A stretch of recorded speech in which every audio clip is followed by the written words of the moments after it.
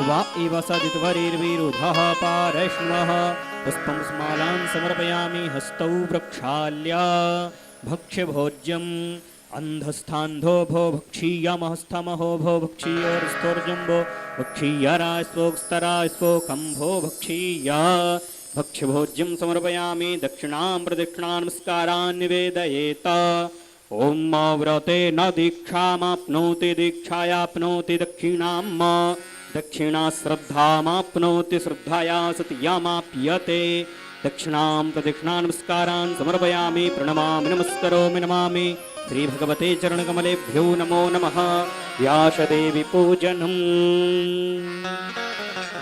नारायणं नमस्कृत्य नरं चैव नरोत्तमम् देवीं सरस्वतीं व्यासं ततो जयमुदीरये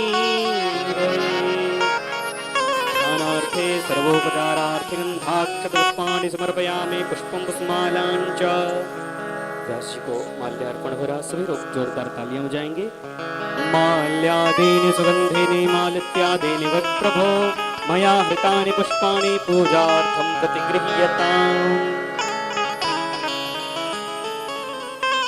हम सभी भागवत भगवान की पावन आरती करेंगे।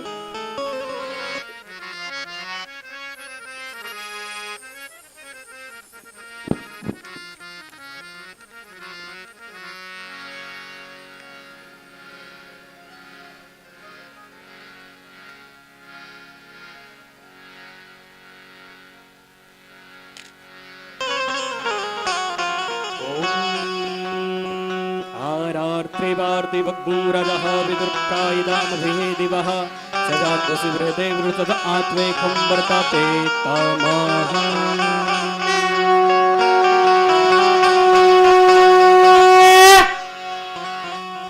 श्री भागवत भगवान की है आरती, पापियों को पाप से है तारती। श्री भागवत भगवान की है आरती, पापियों को पाप से है तारती। श्री भागवत भगवान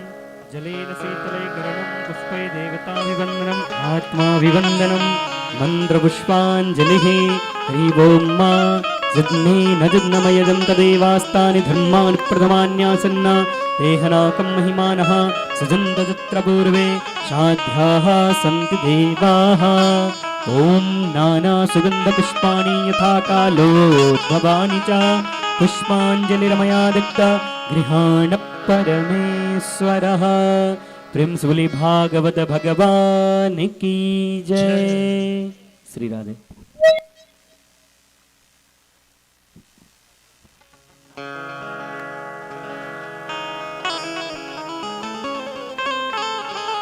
आप सभी लोग अपने अपने स्थान पे ग्रहण कर लें।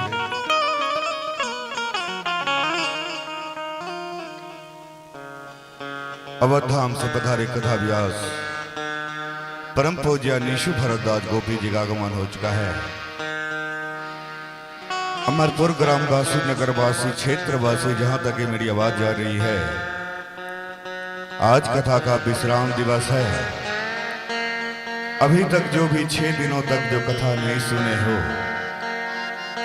विश्राम दिवस की कथा सुन करके अपने जीवन को धन्य बनाने का प्रयास करें।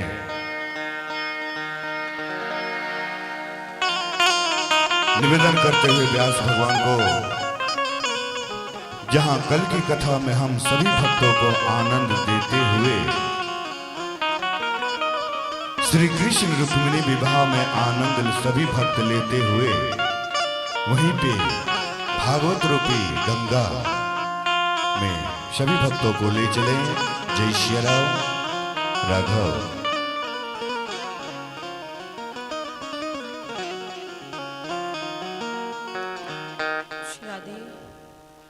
श्री राधे राधे, जय जय श्री राधे, जय जय श्री राधे राधे,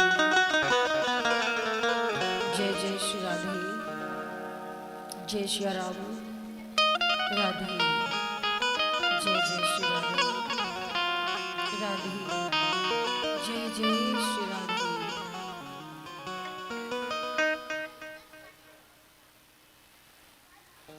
श्री राधे राधे, जय जय श्री राधे, श्री राधे, जय जय श्री राधे, जय जय श्री राधे।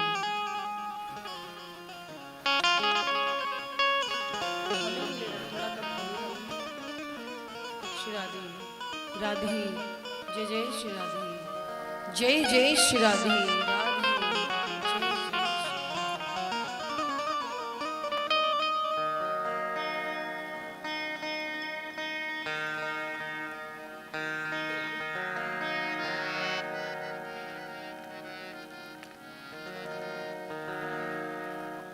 हरि ओम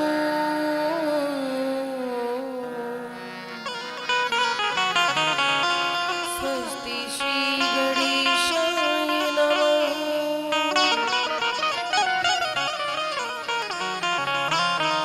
श्री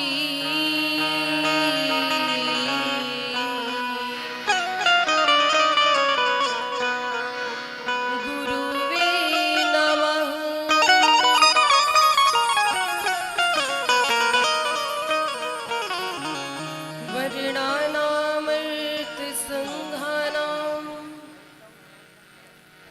रसानां छन्दसामपि मङ्गलानां च कर्तारो वन्दे वाणी विनायकम्।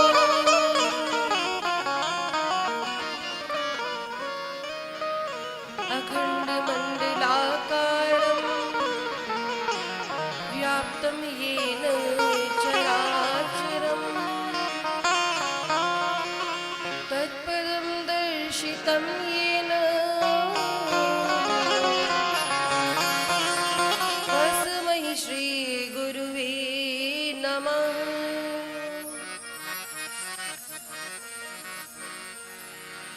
ध्येयं सदा परिभवग्नं भीष्टिदोहम्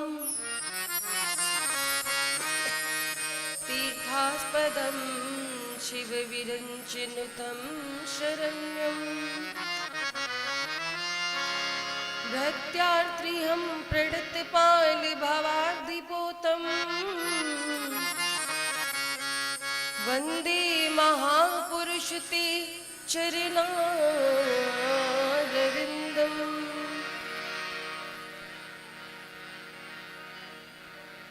जय जय श्री राधा रमण, जय जय नवल किशोर, जय गोप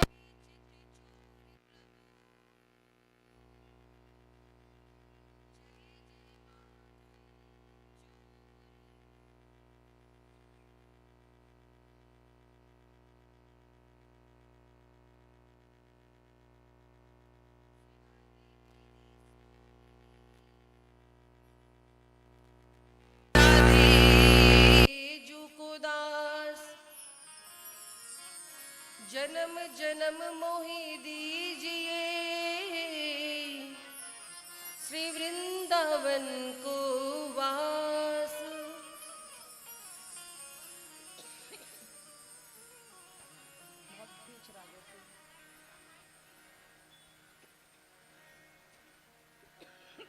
वोल्टेज है बराबर।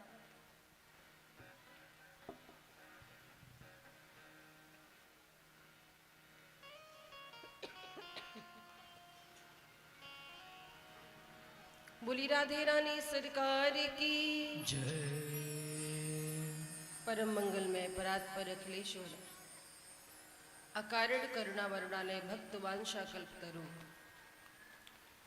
श्री तड़िउदित विनिंदित पीतांबरधारी श्री बालकृष्ण लाल की वांगमयी प्रतिमूर्ति श्रीमद्भागवत महापुराण की पावन कथा का आज विश्राम दिवस है, सप्तम दिवस है। विगत 6 दिनों से आप सभी भगवत रसिक भगवत भक्त इस संसार पोखर के पवित्र प्रांगण में उपस्थित होकर के भगवान की अमृतमयी कथा का श्रवण लाभ प्राप्त कर रहे हैं, अपने जीवन को धन्य बना रहे हैं। आज विश्राम दिवस की कथा है, इसे अंतिम नहीं कहा जा सकता क्योंकि कथा का कोई अंत नहीं होता। हरि अनंत, हरि कथा अनंता, इसीलिए विश्राम दिवस की उपमा ज़्यादा उचित है। तो आज सप्तम दिवस विश्राम दिवस की कथा में हम सभी प्रविष्ट हों, उससे पूर्व भगवान नाम संकीर्तन का आश्रय लेते हुए वाणी को जीवा को पवित्र करेंगे। इस प्रांगण में उपस्थित हमारी श्रद्धामयी माताएं बहनें, सूरसिक श्रोतागण, आचार्यगण, मुख्य यजमान जी आदरणीय श्री मनीष कुमार झा जी, उनकी पत्नी श्रीमती दुर्गा जी, समस्त परिकर, आप सभी को व्यासपीठ की ओर से सादर जय जय श्री सीताराम राधे राधे। इस मंच पर उपस्थित सामवेद की साधक आप सभी को सादर जय श्री सीताराम राधे राधे।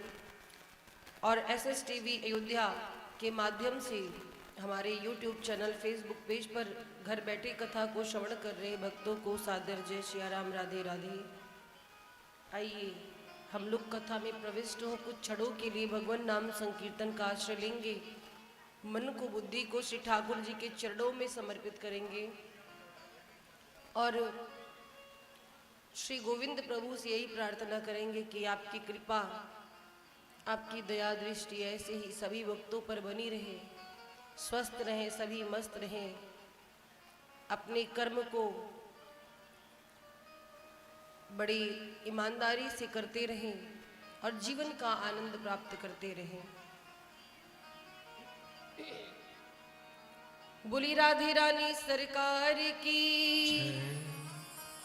और सभी तालियों की सेवा करते हुए बोलेंगे, नंदलाल सहारा तेरा है, नंदलाल सहारा तेरा है, नंदलाल सहारा तेरा है, नंदलाल सहारा तेरा है, गोपाल सहारा तेरा है,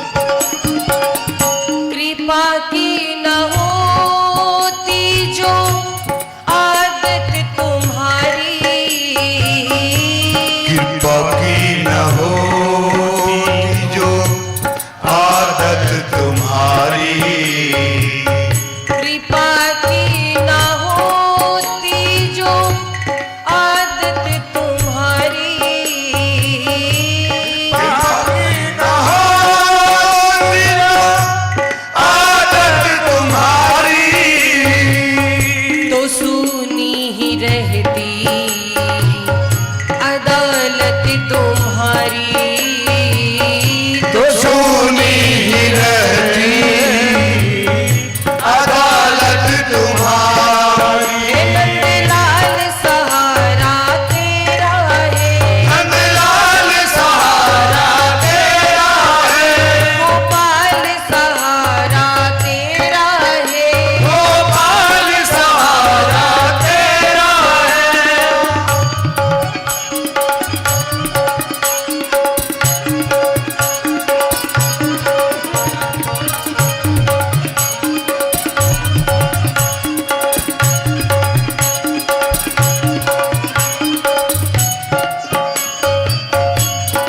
जय हो। बोलो राधे रानी सरकार की जय हो।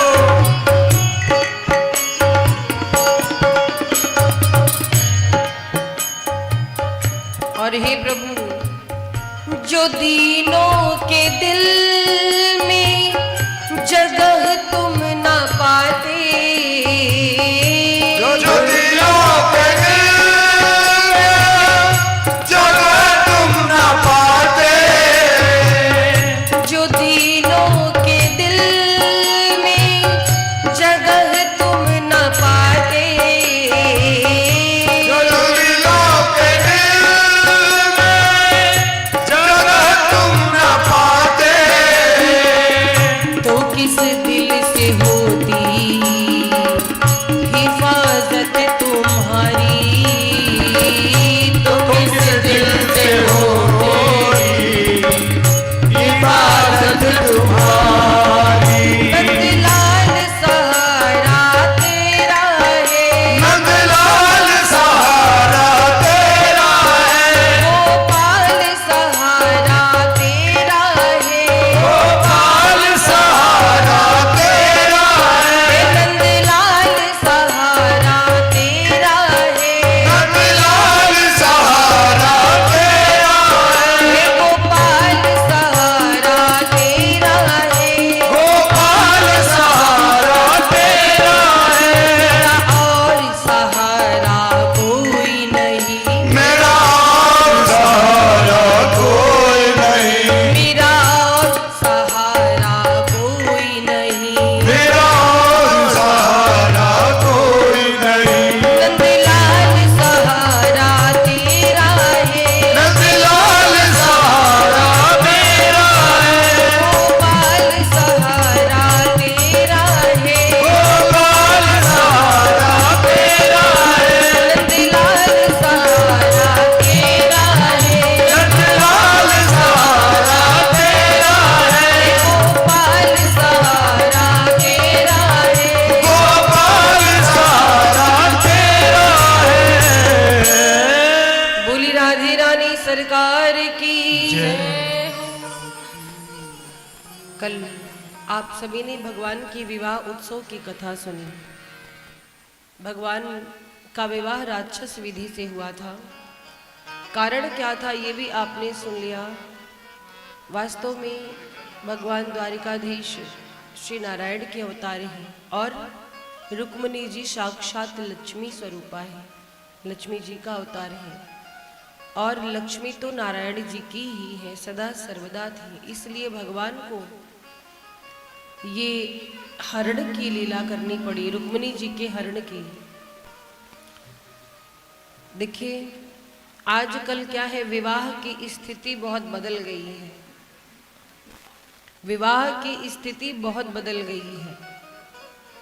पहले के समय में इतना आडंबर नहीं होता था विवाह में जितना अब होने लगा है।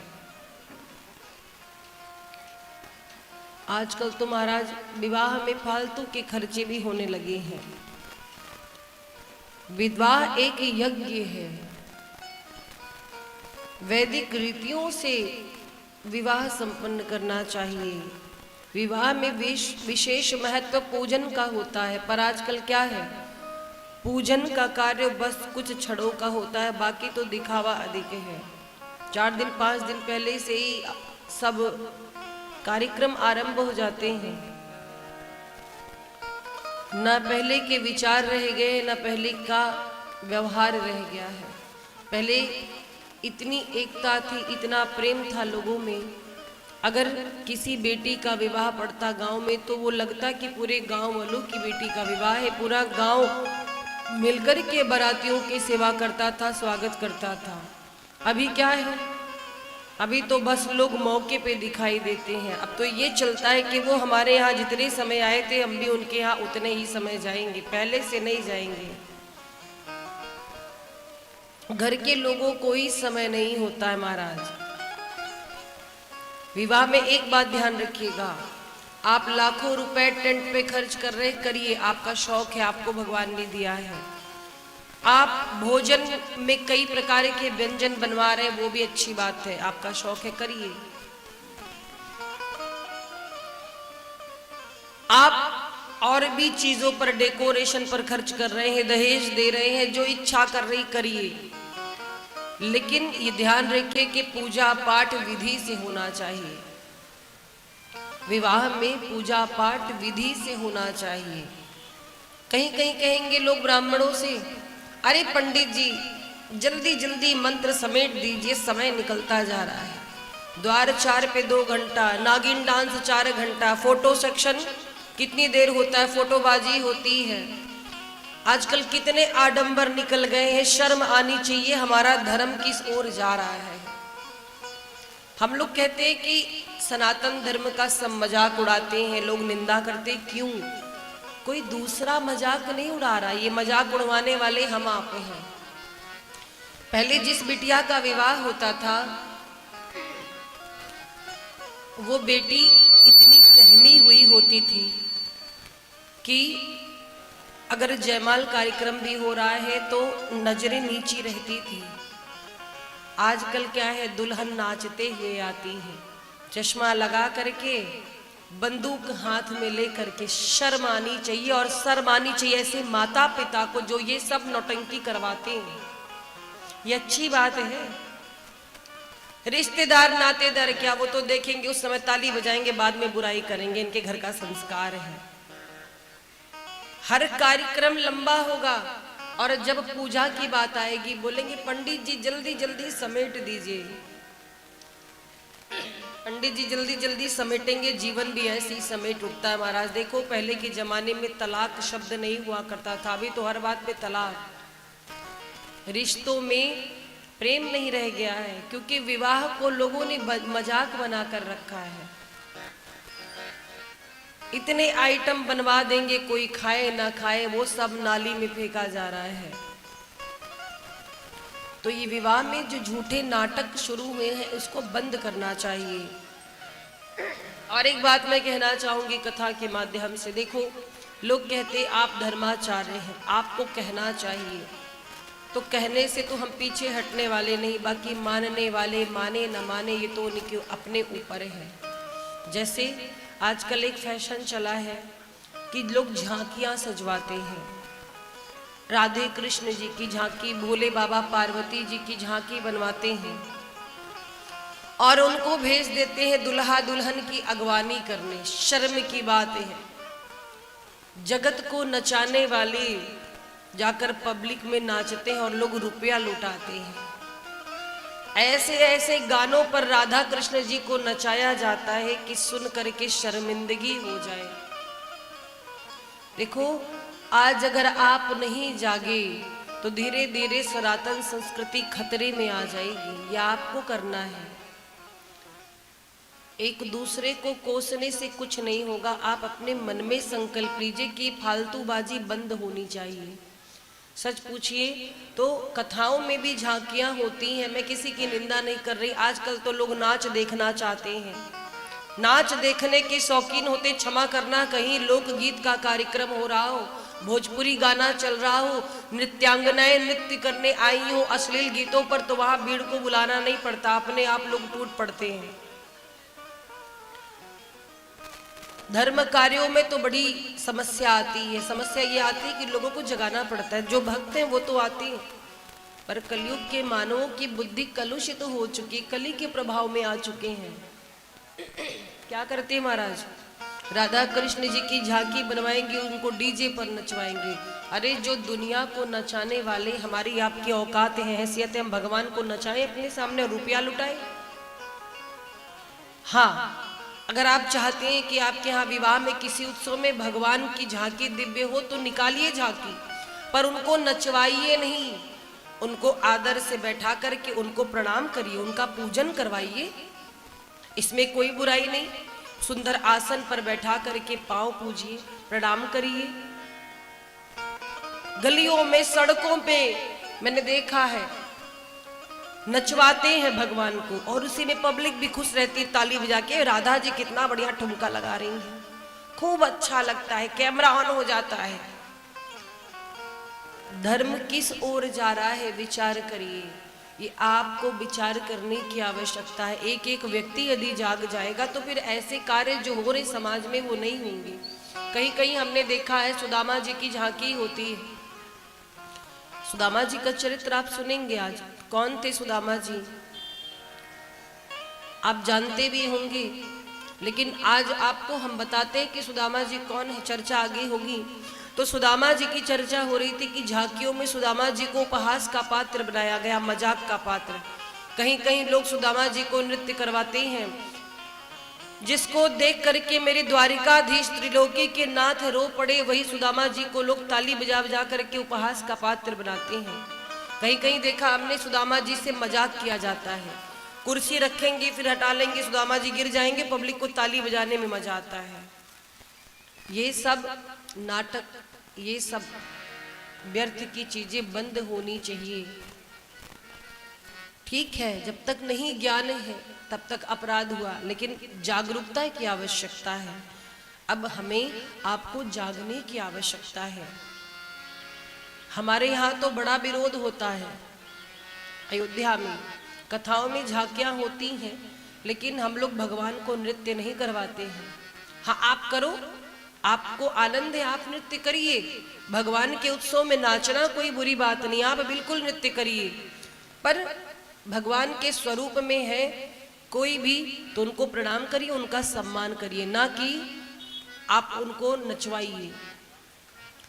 तो महाराज विवाह की बात चल रही थी। विवाह में वैदिक रीतियों का होना आवश्यक है। लोग बहुत सारे पैसे खर्च करेंगे, पर जो ब्राह्मण विवाह करवाते हैं यदि वो दक्षिणा बताते हैं तो लोगों को लगता है आजकल के ब्राह्मण बहुत लेने लगे हैं। एक बात जान लो, आपके द्वार पर ब्राह्मण आए तो उनको संतुष्ट करके भेजना। बार बार ये सौभाग्य नहीं मिलता है। उन्हें प्रसन्न करिए, उनकी सेवा करिए, जितना हो सके भोजन सुंदर पवाइए, उनका ध्यान रखिए। और एक बात और, विवाह में बुजुर्गों का बड़ा महत्व होता है। आजकल के लोग सोचते हैं कि विवाह में खाली नव युवक जाएं, बुजुर्ग लोग तैयार होते हैं तो कहते हैं आप क्या करोगे दादा वहां जाकर, आप तो यहीं रहो। ऐसे एक बात याद आई, हमारे जीवन में बुजुर्गों का, बूढ़ों का कितना महत्व है। देखिए, एक बार की बात है, एक लड़की का विवाह तय हुआ तो बेटी के पिता ने एक शर्त रखी कि बारात में कोई भी बुजुर्ग नहीं आएगा, सारे नव युवक आएंगे। सारे बुजुर्ग जो जन थे वो निराश हो गए कि भैया बूढ़े लोगों को तो बारात में जाना ही नहीं, खाली नवयुवक जाएंगे। तो जो बेटे का नाना था, लड़के का नाना, वो बोला ना ना हम तो जरूर जाएंगे, हमारे नाती का विवाह है और रोज रोज होता नहीं, अकेला नाती हमारा। सबने कहा नाना जी आप कैसे जाओगे, लड़की के पिता ने शर्त रखी है कि बुजुर्ग नहीं आ सकते। नाना बोले हमको तो जाना है, चाहे जैसे जाना है, चाहे हमको पेटी में बक्से में बंद करके लेके चलो, पर हम जाएंगे जरूर। नाना जी नहीं मान रहे थे, तो सबने कहा चलो नाना जी को ले चलते हैं छिपा करके। तो जिस बक्से में सामान इत्यादि रखा था उसी में नाना जी को पैक कर दिया गया। नाना जी बक्से में पैक हो गए, गाड़ी बढ़ी। अब बारात लड़की के द्वार पर पहुंची तो लड़की के पिता ने अपना एक आदमी भेजा, जाइए चेक करके आइए कि बारात में कोई बुजुर्ग तो नहीं आया है, अगर आया होगा तो अभी बारात लौटा देंगे। एक आदमी आया, चेक किया, कोई बुजुर्ग दिखाई नहीं, नाना जी तो बक्से में बंद है। जाकर बताया कि नहीं नहीं, बारात में कोई बुजुर्ग नहीं आया है, कोई बूढ़ा नहीं आया, सब नवयुवक आए। लड़की का पिता मुस्कुराया, बोला अब जाकर बारातियों से कह दो कि शादी हम एक शर्त पे करेंगे। कौन सी? बोले हमारे यहाँ का जो तालाब है उसमें पानी की जगह शुद्ध दूध बहाएं, तब हम विवाह होने देंगे, नहीं बारात लौटा देंगे। अब सारे बाराती दिमाग फेल, कैसे क्या किया जाए। आकर के सारे जो बालक थे नवयुवक वो बड़बड़ाने लगे, ये कोई बात है, इतना दूध कहाँ से आएगा कि हम तालाब को भर दें। चलो बारात लौटाओ, कैंसिल करो, शादी कैंसिल। नाना, किसी ने कहा नाना जी के प्राण काहे ले रहे हो, जब बारात लौट रही तो नाना जी को बाहर निकालो। नाना जी को बाहर निकाला गया। नाना जी पूछे क्या बात है भैया? बोले नाना जी शादी कैंसिल। लड़की का पिता एक से एक फरमाइश करता है, कह रहा है कि बुजुर्ग नहीं आएंगे, चलो उसकी बात मानी गई। अब कह रहा है कि तालाब में पानी की जगह शुद्ध दूध बहाओ। बताओ नाना जी इतना दूध कहाँ से आएगा? नाना जी हंसे, बोले बेटा इतनी छोटी छोटी बात पर बारात वापस नहीं की जाती। मतलब नाना जी छोटी बात है। नाना जी कहते हैं इस समस्या का समाधान हमारे पास है। अब तुम अपना एक आदमी भेजो लड़की के बाप के पास और उससे कह दो हमने दूध की व्यवस्था कर ली है, हम जल के स्थान पर शुद्ध दूध बहाने को तैयार है, पूरा तालाब भर देंगे, पहले तालाब का जल तुम खाली करवाओ। और महाराज जैसे कहा तालाब का जल तुम खाली करवाओ, लड़की का पिता सुना, मुस्कुराया, बोला पक्का बारात में कोई बुजुर्ग आया है। ऐसी बुद्धि, ऐसा विवेक तो केवल बुजुर्गों का हो सकता है। समस्याओं का समाधान तो केवल बुजुर्गों के पास है। तो महाराज हमारे जीवन में बड़ों का बहुत महत्व है, बुजुर्गों का बहुत महत्व है। जो काम आजकल साइंस कर रहा है उतना तो ज्ञान हम सभी के बुजुर्गों के पास था। आज के समय में हाय हेलो का जमाना है कि नहीं? हाय हेलो का जमाना है। पहले के लोग पढ़े लिखे भले नहीं होते थे, किसान होते थे, लेकिन वो परम ज्ञानी होते थे। पहले गांव में कोई एक दूसरे से मिलते तो कहते थे भैया राम राम, कहते थे कि नहीं? भैया राम राम। क्या लॉजिक था इसके पीछे? राम का नाम लेना अच्छी बात है, राम जी हमारे प्रभु, पर इसके पीछे एक टेक्निक है, एक लॉजिक है। बुजुर्ग बड़े समझदार थे पहले के, राम राम क्यों करते थे? उसका एक कारण बताते हैं, करोड़ों रुपए की बात आपको बताते हैं। राम जो शब्द है वो कितने अक्षरों से, मात्राओं से मिलकर बना है बताइए? आप लोग हिंदी के विद्यार्थी भी होंगे, थोड़ा हिंदी का भी टेस्ट हो जाएगा, थोड़ा गणित का भी हो जाएगा। तो बताइए जो राम शब्द है, रा, फिर इसके बाद आ की मात्रा, फिर माँ, ये 3 से मिलकर बना है, रा, आ और माँ। अच्छा एक बात बताइए, हिंदी शब्दावली में रा अक्षर कितने नंबर पे आता है? छोटा बड़ा आपने पढ़ा है? पढ़ा है, बताइए रा कितने नंबर पे आता है? जल्दी बताओ। गूगल पे सर्च नहीं करना है, थोड़ा पढ़ के बताओ, दिमाग का प्रयोग करो। छोटा बड़ा, छोटी बड़ी, याद है कि भूल गए? हमको तो लगता है 90% लोग भूल गए होंगे, पर जो विद्यार्थी बैठे छोटे बच्चे उनको तो याद होगा। याद आया किसी को? 18 नहीं, आ से लेकर ज्ञा तक के बीच में रा कितने नंबर पे आता है? हिंदी में फेल हो साहब। चलिए हम बताते हैं, आ से लेकर ज्ञा तक के बीच में रा जो है वो 27वें नंबर पे आता है, 27, 27वें नंबर पे, और आ की मात्रा दूसरे नंबर पे, छोटा फिर बड़ा, तो 27 और 2, और माँ कितने नंबर पे आता है? 25वें। तो चलिए हिंदी में तो आप फेल हो गए, अब मैथ का टेस्ट लेते हैं आपका, गणित का। बताइए 27, 2 और 25 का योग क्या हुआ? जोड़िए, जल्दी से जोड़िए, कैलकुलेटर का प्रयोग नहीं करिएगा।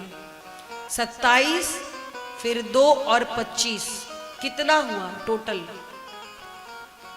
कितना हो बताइए? वाह, मैथ में तो आप लोग आगे हो, अपने लिए ताली बजा लो एक बार। मैथ बढ़िया है आपकी। 54 हुआ तो एक राम का योग कितना हुआ? 54।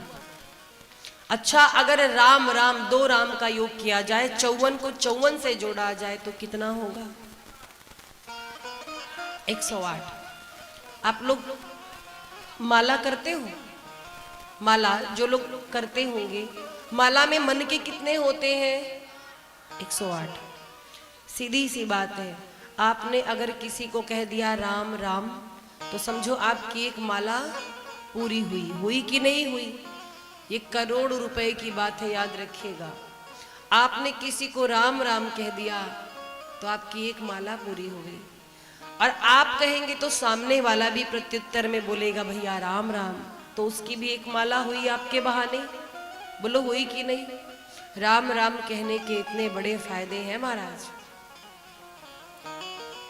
राधे राधे कहते हो, राधे राधे जपो, राम राम जपो। आश्रय बस ये होना चाहिए कि हम भगवान के शरण में हैं।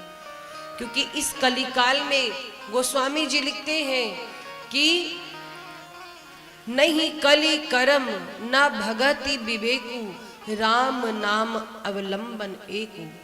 हमारे पास न कर्म है, ना हमारे पास विधि है, ना वो विचार है कि हम भगवत प्राप्ति कर सकें। तो ऐसे में जीवों का कल्याण कैसे हो, भवसागर से पार कैसे जाएं? तो कहा गया कि नहीं कलि करम न भगति विवेकु, राम नाम अवलंबन एकु। केवल भगवान के नाम का आश्रय लेकर आप भवसागर से पार जा सकते हैं। अच्छा, एक कंफ्यूजन और रहती है आप सबके जीवन में, कौन से देवता बड़े हैं? कोई कहता महादेव बड़े हैं, कोई कहता हनुमान जी बड़े, कोई कहता राम जी बड़े, कोई कहता है दुर्गा माँ बड़ी हैं। पहली बात तो ये जान लीजिए, इन सबको अलग अलग दृष्टि से देखना बंद करें। सब एक है, अलग नहीं है, सब एक है।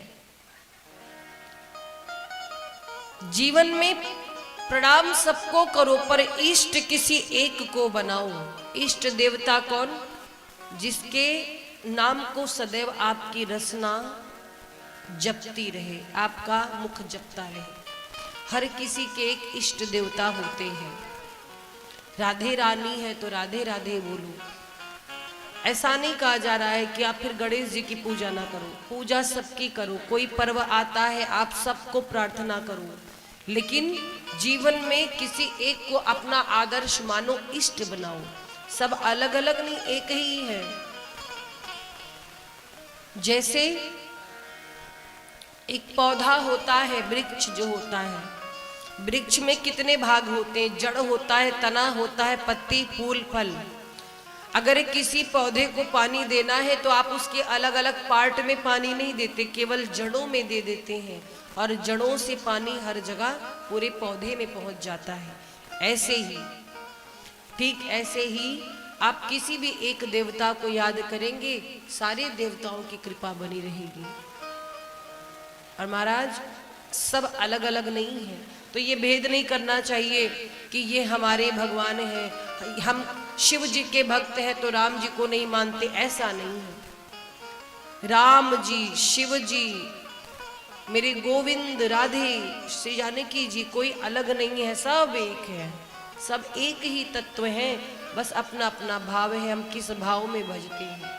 तो प्रेम से बोली राधे रानी सरकार की जय हो। कल चर्चा हो रही थी कि जब रुक्मिणी जी का हरण प्रभु ने किया तो हरण के बाद जितने भी वहां पर प्रहरी थे, राजा थे, सब आश्चर्यचकित हो गए।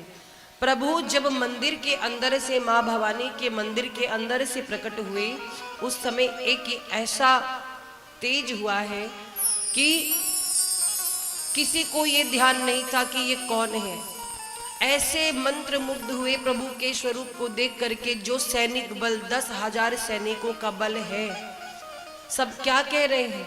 कोई कहता वाह क्या पीताम्बरी है, जरा पीताम्बरी तो देखो। कोई कहता है इनके तिरछे नैन तो देखो। कोई कहता है इनके बाल तो देखो। कोई कहता है पटका तो देखो। इतने में तो ठाकुर जी रुक्मिणी जी को लेकर के, और वास्तव में भगवान द्वारिकाधीश ने रुक्मिणी जी का हरण नहीं किया, सच तो यह है कि रुक्मणी जी ने द्वारिकाधीश जी का हरण किया है, क्योंकि रुक्मणी जी ने पहले हाथ पकड़ा और द्वारिकाधीश जी को लेकर चल पड़ी द्वारिका की ओर। रुक्मणी जी का बड़ा भाई रुक्मी, उसे भगवान कृष्ण पहले से ही पसंद नहीं थे। क्यों? क्योंकि उसने सदैव भगवान कृष्ण के बारे में बुरा सुना था, बुरा सोचा था। बुराई की किसने थी? कंस का ससुर जरासंध, शिशुपाल, यही रुक्मी के मित्र हैं। कहते हैं जिसका जैसा चरित्र होता उसका वैसा मित्र होता है। तो रुक्मी के मित्र कौन कौन है? शिशुपाल हैं, जरासंध हैं। जरासंध तो पहले से ही भगवान द्वारिकाधीश से बैर रखता था। 17 बार प्रभु ने उसे पराजित किया था।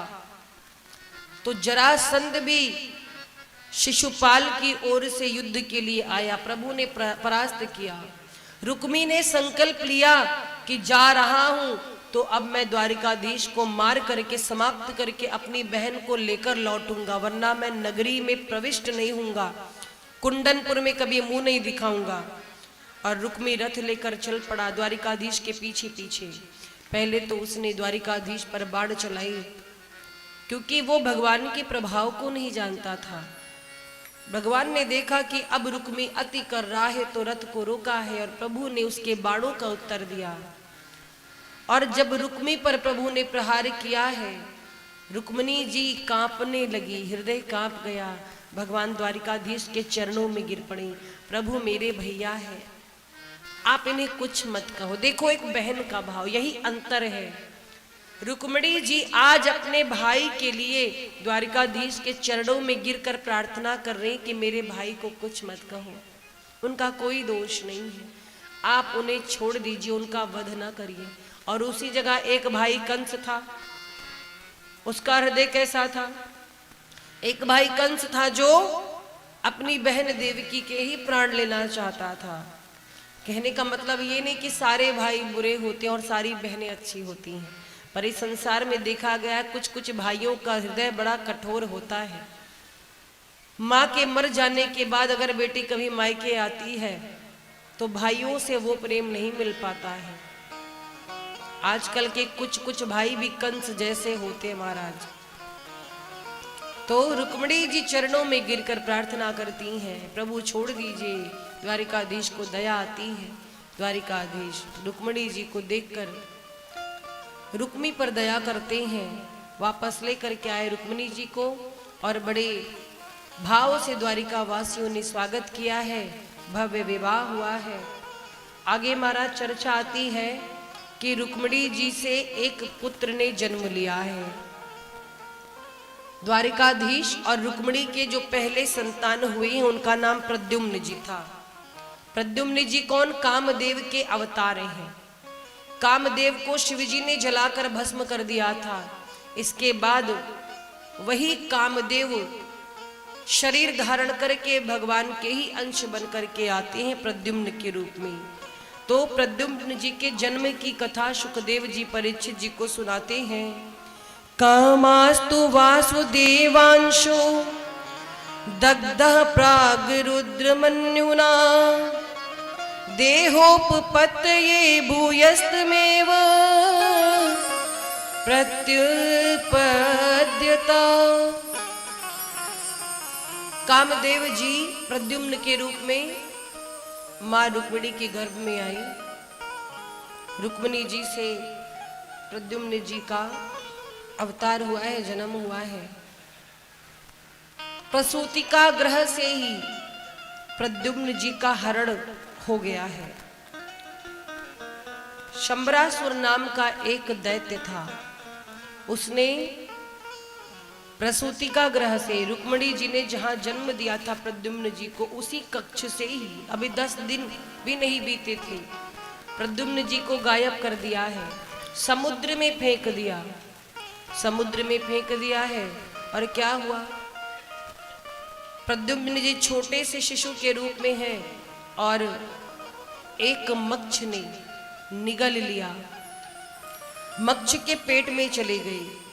उस मच्छ को मछुआरे ने पाया और मछुआरे ने उस मच्छ यानी बड़ी मछली को ला करके शंबरासुर के ही रसोइयों को दे दिया। इसी को कहते हैं कर्म फल सबको भुगतना पड़ता है। जिसने हरण किया उस बालक का, घूम घुमा करके वो बालक उसी के यहाँ आ गया। शंबरासुर ने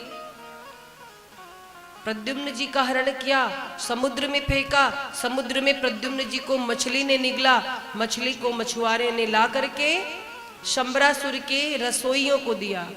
रसोइये ने मछली को बनाने के उद्देश्य से जैसे कुल्हाड़ी से काटा है उस मच्छी को, तो क्या किया, देखा एक छोटा सा बालक है, सुंदर सा छोटा सा बालक देखा, और शंबरासुर के यहाँ जो दासी काम करती थी उसका नाम था मायावती, उस मायावती को लाकर बालक दे दिया।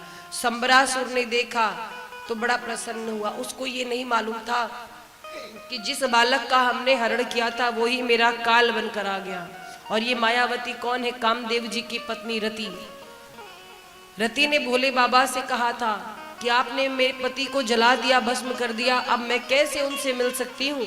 तो भोले बाबा ने कहा था कि जब कृष्ण भगवान यदुवंश में अवतार लेंगे तब आप अपने पति से मिल सकोगे। आपके पति कामदेव कृष्ण भगवान के पुत्र बनकर के जन्म लेंगे, आप उनके यहाँ पहले से ही रहना और आपको प्राप्त हो जाएंगे आपके पति। तो ये मायावती कौन है? रति।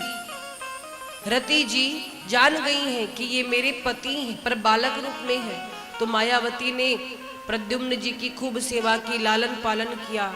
जब प्रद्युम्न जी युवक हुए, बड़े हुए, तो एक दिन प्रद्युम्न जी ने देखा कि जो दासी मायावती थी जिसने उनका लालन पालन किया है वो बड़ी प्रेम से देख रही है उनकी ओर। प्रद्युम्न जी कहते हैं कि आपने ही मुझे पाला है पर आपकी दृष्टि मेरे ऊपर कैसी है? आप तो मेरी माता के समान हो, आपने मेरा पालन किया है, पर आप मुझे किस दृष्टि से देख रही हो मुझे समझ में नहीं आता। तब मायावती ने, दासी ने बताया कि हे स्वामी, वास्तव में मैं आपकी पत्नी रति हूँ, आप मेरे पति कामदेव जी हैं। ऐसी ऐसी बातें हुई थी, आपको भस्म कर दिया गया था, अब आप कृष्ण जी के यहाँ अवतरित हुए और आपको ये शंबरासुर चुरा लाया और आप बड़े मुश्किल से हमें मिले हैं। जब प्रद्युम्न जी को सारी बात पता चली तो प्रद्युम्न जी ने शंबरासुर का वध किया और वध करके अपनी पत्नी को साथ लेकर के द्वारिका पहुंचे हैं और द्वारिका में उनका स्वागत हुआ। अब महाराज परीक्षित जी प्रश्न करते हैं शुकदेव जी से कि हे गुरुदेव, हमने सुना है कि भगवान की 16,108 रानियां थी, तो भगवान को इतने विवाह करने की क्या आवश्यकता पड़ी? जब एक बार रुक्मिणी मैया से उनका विवाह हो गया था तो फिर बाकी की रानियों को क्यों उन्होंने वर्ण किया, विवाह किया? तो इस संदर्भ में कथा सुनाते हैं शुकदेव जी। एक कथा आती स्यमंतक मणि की कथा। सत्राजित नाम के एक राजा थे द्वारिका में, उनके पास एक मणि थी जिसका नाम था स्यमंतक मणि, और वो मणि इतनी दैदीप्यमान थी, इतना तेज था, ऐसा लगता है कि कोई सूर्य निकल आया हो, सूर्य के समान तेज वाली थी। तो उस मणि को लेकर के एक दिन सत्राजित राजा द्वारिकाधीश के महल में प्रविष्ट हुए। जितने राजा वहां बैठे थे सब चकित हो गए, सबने कहा कि लगता है सूर्यदेव आ गए। तो प्रभु ने बताया कि नहीं नहीं, ये सूर्यदेव नहीं है, ये तो राजा सत्राजित ही, उनके पास एक बड़ी सुंदर मणि है। भगवान द्वारिकाधीश ने राजा सत्राजित से पूछा कि इस मणि की विशेषता क्या है? राजा सत्राजित कहते हैं कि प्रतिदिन 8 भार सोना देती है। द्वारिकाधीश कहते हैं कि आपके पास किस चीज की कमी है? आप एक काम कीजिए, ये मणि यहीं राजकोष में जमा करा दीजिए, इससे जो सोना निकलेगा उससे प्रजा का कार्य होगा, प्रजा पालन का। सत्राजित राजा को ये बात अच्छी नहीं लगी, उनको लगा कि द्वारिकाधीश लोभ के कारण मुझसे मणि मांग रहे हैं। उन्होंने मणि देने से इनकार कर दिया और महाराज उसी मणि को अपने घर लेकर के आए। अपनी पत्नी से कहा कि आज द्वारिकाधीश की दृष्टि हमारी मणि पर थी पर हमने दिया नहीं। पत्नी कहती बहुत बढ़िया किया आपने नहीं दिया, कि हमारी मणि हम किसी को क्यों दे। और महाराज क्या हुआ, सत्राजित का भाई है प्रसेन, प्रसेन उसी मणि को गले में पहन करके वन में शिकार खेलने चला गया। अब मणि को गले में पहनकर प्रसेन क्यों गया? मानो दुनिया को दिखाना चाहता हो कि देखो 8 भार सोना देने वाली मणि के हम मालिक हैं। और एक बात जान लेना महाराज, दिखावेपन से अपना ही नुकसान होता है। अपने धन का, अपने संपत्ति का, अपने आभूषणों का दिखावा नहीं करना चाहिए। मुझे याद आया, एक माता जी थी, उन्होंने 2-3 सोने की अंगूठियां बनवाई। अब उसको पहन करके वो कहीं गई तो वो सोच रही थी जो देखे मेरी अंगूठी प्रशंसा करे, वाह बहुत बढ़िया अंगूठी तुम्हारी। तो 2-3 बार उन्होंने ऐसे ऐसे किया, किसी ने ध्यान नहीं दिया। तो जानबूझकर जिस हाथ में वो अंगूठी पहनी थी, ये सत्य घटना है, सच्ची बात है, जिस हाथ में अंगूठी पहनी थी ना, उसी हाथ से जरा एक गिलास पानी दीजिए ताकि लोग देखें कि हाँ इन्होंने अंगूठी पहनी है। तो दिखावापन अच्छा नहीं होता महाराज। उन्हीं के यहाँ डकैती होती है, उन्हीं के यहाँ चोरी होती है जो अपने पैसे को शो ऑफ करते हैं। हमारे तो इतना है। राजा सत्राजित के भाई प्रसेन ने यही दिखावा किया। मणि को पहनकर शिकार खेलने गए और सब शिकार खेलने गए तो उनको एक सिंह ने मार डाला, वो मणि छीन ली। फिर उस सिंह को भी किसी ने मार डाला, किसने? जामवंत जी ने, एक रीछ ने। और महाराज इधर प्रसेन जब कुछ दिनों से लौटा नहीं, 2 दिन हो गए वापस नहीं लौटा, मणि भी गायब, प्रसेन भी गायब। तो सत्राजित राजा को लगा द्वारिकाधीश ने ही मणि के चक्कर में मेरे भाई को मार डाला। आकर के कहा, किससे? अपनी पत्नी से, सुनो मेरा भाई प्रसेन 2 दिनों से दिख नहीं रहा है, मणि पहनकर गले में गया था, मुझको तो लगता है ये काम द्वारिकाधीश का है, पर अभी कंफर्म नहीं है, किसी से कहना मत। पत्नी बोली, मैं किसी से नहीं कहूंगी, पर माताओं को बात कोई हजम हो जाए ये हो नहीं सकता। अपनी सखी से तो अपनी बात जरूर कहेंगे, कितना भी सावधान कर दो ये बात कहिएगा नहीं। तो सत्राजित राजा की जो पत्नी थी वो अपने सखी के यहाँ गई, सखी से मिलने गई। कही, बहन सुनती हो, मेरे पति कह रहे थे कि द्वारिकाधीश ने मेरे देवर जी को मणि के चक्कर में मार डाला, पर बहन तुम किसी से कहना मत। सखी बोली, अरे जाओ, तुम्हें मेरे ऊपर भरोसा नहीं, आज तक कोई बात इधर की उधर की है, तुमने इतनी बात इतने राज अपने बताए, मैंने कभी किसी को बताया, मुझ पर पूरा भरोसा रखो। और महाराज वो सखी अगली सखी के यहाँ गई, उसने अगली सखी को बता दिया, सुन रही हो, अरे जो सत्राजित थे उनके भाई प्रसेन को हाँ मार डाला द्वारिकाधीश ने, किसी से मत कहना, किसी से मत कहना। कहते कहते पूरा गांव पूरा नगर जान गया। माताओं में तो एक बड़ी अच्छी आदत है, बातों का प्रचार प्रसार बड़ा तेज चलता है। हम तो कहते हैं कथा हो, पोस्टर बैनर पर पैसा खर्च करने की जरूरत ही नहीं, एक मैया को बता दो पूरे गांव में खबर हो जाएगी, क्या जरूरत है ये पर्चा छपवाने की, सबको पता चल जाएगा कथा होने वाली कब से। कार्यक्रम की पूरी रूपरेखा तैयार कर दी जाएगी। प्रेम से बोलो राधे राधे। तो महाराज दिखावा नहीं करना चाहिए कभी भी धन का, वैभव का। सत्राजित राजा की ये बात पूरे गांव में फैल गई। बात उड़ते उड़ते ठाकुर जी के कानों में भी आई, द्वारिकाधीश के कानों में। कहते हैं, हे भगवान, हमने कौन सा अपराध किया था, इतना बड़ा कलंक लगा। हम तो प्रसेन को जानते भी नहीं है, प्रसेन कौन है। दौड़े दौड़े कुल गुरु गर्गाचार्य जी के पास गए। गर्गाचार्य जी के पास गए और गर्गाचार्य जी से कहते हैं, गुरुदेव हमको कलंक लग गया, हम तो मणि को देखे थे पर मणि को हमने नहीं लिया है ना, हमने किसी का वध किया है, कलंक क्यों लगा। तो गर्गाचार्य जी कहते हैं कि द्वारिकाधीश आपने भादो मास की चतुर्थी का चंद्र दर्शन कर लिया, इसीलिए कलंक लगा। भादो मास की चतुर्थी के दिन जो चंद्रमा निकले उसका दर्शन नहीं करना चाहिए। अगर दर्शन कर लिया तो मनुष्य पर कलंक लगता है, झूठा आरोप लगता है, वो गलत ना भी हो तो गलत साबित हो जाता है। तो द्वारिकाधीश को गर्गाचार्य जी ने बताया। द्वारिकाधीश पहुंचे हैं, अपने कुछ गांव के लोगों को साथ में लेकर के, नगर के लोगों को सत्राजित के भाई प्रसेन को खोजने।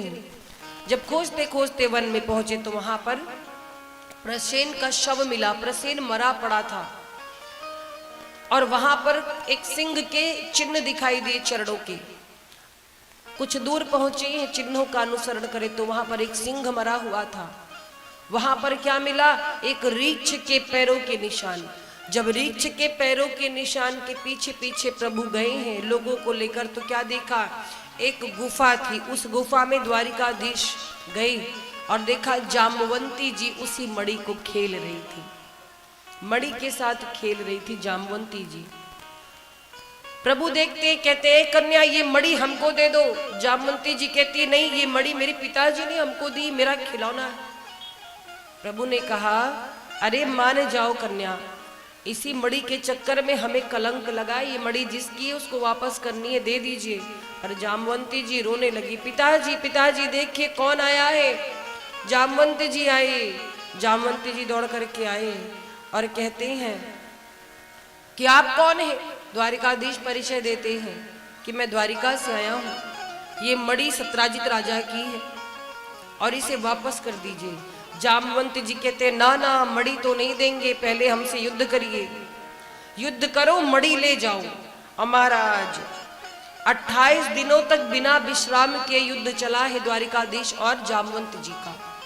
जब एक एक नस टूट गई, एक एक गांठ खुल गई शरीर की, जामवंत जी हाथ जोड़ करके खड़े हो गए और कहते हैं प्रभु पहचान गया मैं आपको। हाथ जोड़कर जामवंत जी बोले जाने त्वाम सर्वभूतानां प्राणो जहसहो बलम विष्णु पुराण पुरुषम प्रभ विष्णु मधीश्वरम। हम पहचान गए सरकार, आप हमारे राम जी हो, आप हमारे राम जी हो, हम पहचान गए। जामवंत जी का द्वारिकाधीश का युद्ध क्यों हुआ? कारण ये था कि जब भगवान श्री राम लंका पर विजय प्राप्त करके आए थे, लंका पर विजय प्राप्त करके आए तो अयोध्या में उत्सव मनाया गया, राम राज्य की स्थापना हुई। राम जी ने अयोध्या वासियों से कहा कि जिसको जो चाहिए मांग ले। किसी ने धन मांगा, किसी ने वैभव मांगा, किसी ने आयु मांगी, अपनी अपनी कामना के अनुसार। जामवंत जी बगल में बैठे थे। राम जी बोले जामवंत जी इस युद्ध में आपने भी बहुत बड़ी भूमिका निभाई है, आप भी कुछ मांग लीजिए। जामवंत जी क्या मांगी पता है? बोले प्रभु हमको धन वैभव नहीं चाहिए, हमारे हाथों की खुजली नहीं मिटी, हमको युद्ध करना है। राम जी हंसे, कैसी बात करते हो जामवंत जी? हाँ प्रभु मैं सत्य कहता हूँ, रावण की सेना में मेरे टक्कर का कोई वीर था ही नहीं। मेघनाद से मोर्चा संभाल लिया लक्ष्मण भैया ने। एक कुंभकर्ण था, एक दशानन था, उसको आपने मार दिया। हमको तो अपना बाहुबल दिखाने का अवसर ही नहीं मिला, अब हाथों की खुजली मिटी नहीं, हमसे युद्ध करिए। राम जी कहते हैं जामवंत जी मैं आपकी ये कामना पूर्ण करूंगा, पर अभी नहीं, जब मैं द्वापर में कृष्ण रूप में आऊंगा तब करूंगा। क्यों? क्योंकि आप हो सेवक, हम है स्वामी, और सेवक स्वामी का युद्ध नहीं होता है। इसीलिए इस रूप, इस अवतार में नहीं, जब मैं द्वापर में कृष्ण बन करके आऊंगा तब आपकी कामना पूर्ण करूंगा। और वही आज कामना पूर्ण हुई है जामवंत जी की। जामवंत जी से युद्ध हुआ। जामवंत जी पहचान गए, हाथ जोड़कर कहते हैं प्रभु आपने इतनी बड़ी कृपा की, मेरी बरसों की कामना आज पूरी की है, एक और कामना पूरी कर दीजिए। प्रभु कहते हैं क्या? कहते हैं बस यही मुरली छोड़ करके धनुष बाण वाला रूप दिखा दीजिए, मेरे रामावतार वाला रूप। और महाराज द्वापर में भगवान कृष्ण भी एक क्षण के लिए राम जी का रूप धारण किए, धनुष बाण लिए हुए वह रूप दिखाया है। जामवंत जी ने दर्शन किया, गदगद हो गए, धन्य हो प्रभु धन्य हो। आप मणि की बात करते हैं, आप मणि ले जाइए, और मेरे पास एक मणि और है सरकार। अब मैं तो बूढ़ा हो चला हूँ, जीवन न जाने कब समाप्त हो जाए, मेरे पास मेरी कन्या रूपी मणि है, मेरी पुत्री जामवंती, उसे भी स्वीकार कर लीजिए सरकार, मना मत करिएगा। भगवान कहते हैं कि जब इतने प्रेम से आप अपनी कन्या को हमें समर्पित कर रहे हैं तो हम कौन होते मना करने वाले, क्योंकि ठाकुर जी बड़े भोले भाले, ठाकुर जी कोई भी चीज मना नहीं करते। तो जामवंती जी से विवाह हुआ उनका, और जब मणि लेकर लौट करके आए तो क्या हुआ, सत्राजित राजा को बुलवाया गया, मणि दी गई। राजा सत्राजित जी बड़े लज्जित हुए, उनकी बेटी सत्यभामा है। अब सत्राजित जी सोचे कि किस प्रकार से अपने अपराध का मार्जन करूं, तो क्या किया, उन्होंने भी मणि और अपनी कन्या ठाकुर जी को सौंप दी। प्रभु आप ही ये मणि रखो, इसके लिए बड़ी दिक्कत हो चुकी है, बड़ी समस्या आ चुकी है। ये मणि प्रजा के पालन कार्य में लगाइए, रखिए इसको। और मेरी बेटी सत्यभामा बड़ी सुशील है, बचपन से आपकी भक्ति, उसे स्वीकार करिए। तो इस प्रकार से प्रभु का दूसरा विवाह जामवंती जी से हुआ और तीसरा सत्यभामा जी से। महाराज सत्यभामा जी से विवाह हुआ है तीसरा, और चौथा विवाह हुआ कालिंदी से। प्रभु एक बार इंद्रप्रस्थ गए थे, अर्जुन जी के साथ कहीं जा रहे थे, तो सूर्य देव की पुत्री और यमराज की बहन है यमुना जी, जिसे कालिंदी कहते हैं। कालिंदी जी तपस्या कर रही थी, द्वारिकाधीश का रथ रुका वन में, और कहा अर्जुन जी से, अर्जुन जरा पता करो चेला, ये जो कन्या है काहे के लिए तपस्या कर रही है। अर्जुन गए, पूछा देवी आप कौन हो, किसके लिए तपस्या कर रही हो। कालिंदी जी कहती हैं मैं नारायण प्रभु को पति के रूप में प्राप्त करना चाहती हूँ, इसीलिए तपस्या कर रही हूँ। अर्जुन जी आए, द्वारिकाधीश कहे क्या कह रही थी। अर्जुन बोले प्रभु आपके बृहस्पति बड़े मजबूत हैं, आपके सारे ग्रह नक्षत्र आपके अनुकूल है, आप ही का देवी जी इंतजार कर रही हैं, आप ही को पति के रूप में पाने के लिए तपस्या कर रही हैं। और चौथा विवाह माँ कालिंदी से हुआ है, बोली कालिंदी मैया की जय। और महाराज इसी प्रकार से पांचवा विवाह मित्र वृंदा से हुआ है, छठा विवाह नग्नजिति से हुआ, सातवां विवाह भद्रा से और आठवां लक्ष्मणा से। तो ये 8 कौन है, वास्तव में भगवान की पटरानियां हैं, और यही अष्टधा प्रकृति है। अष्टधा प्रकृति कौन, भूमि जल अग्नि वायु आकाश मन बुद्धि अहंकार, ये प्रभु की पत्नियां हैं। तो इस प्रकार से प्रभु का 8 विवाह हुआ। बताओ इसमें द्वारिकाधीश की कोई गलती है? उनको तो जो मिला प्रेम से बिहारी जी ने स्वीकार कर लिया। सांवरे को दिल में बसा कर तो देखो,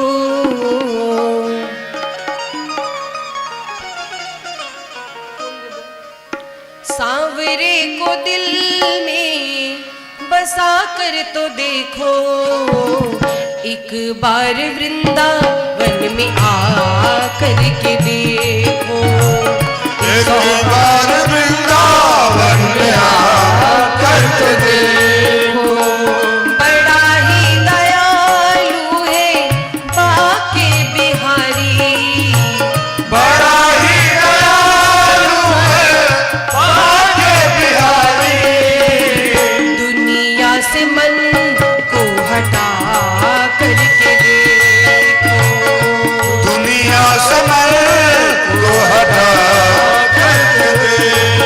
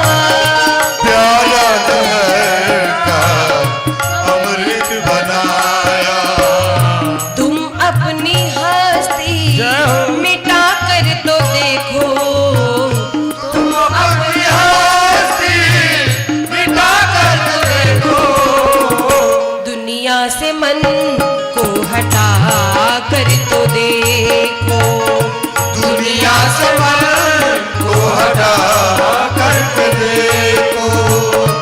तालियों की सेवा करते हुए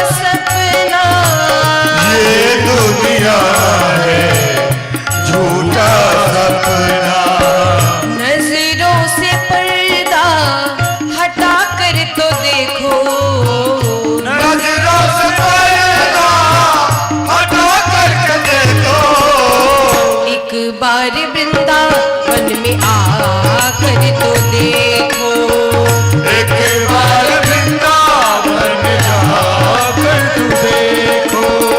बड़ा ही दयालु है बाके बिहारी, बड़ा ही दयालु है बाके बिहारी।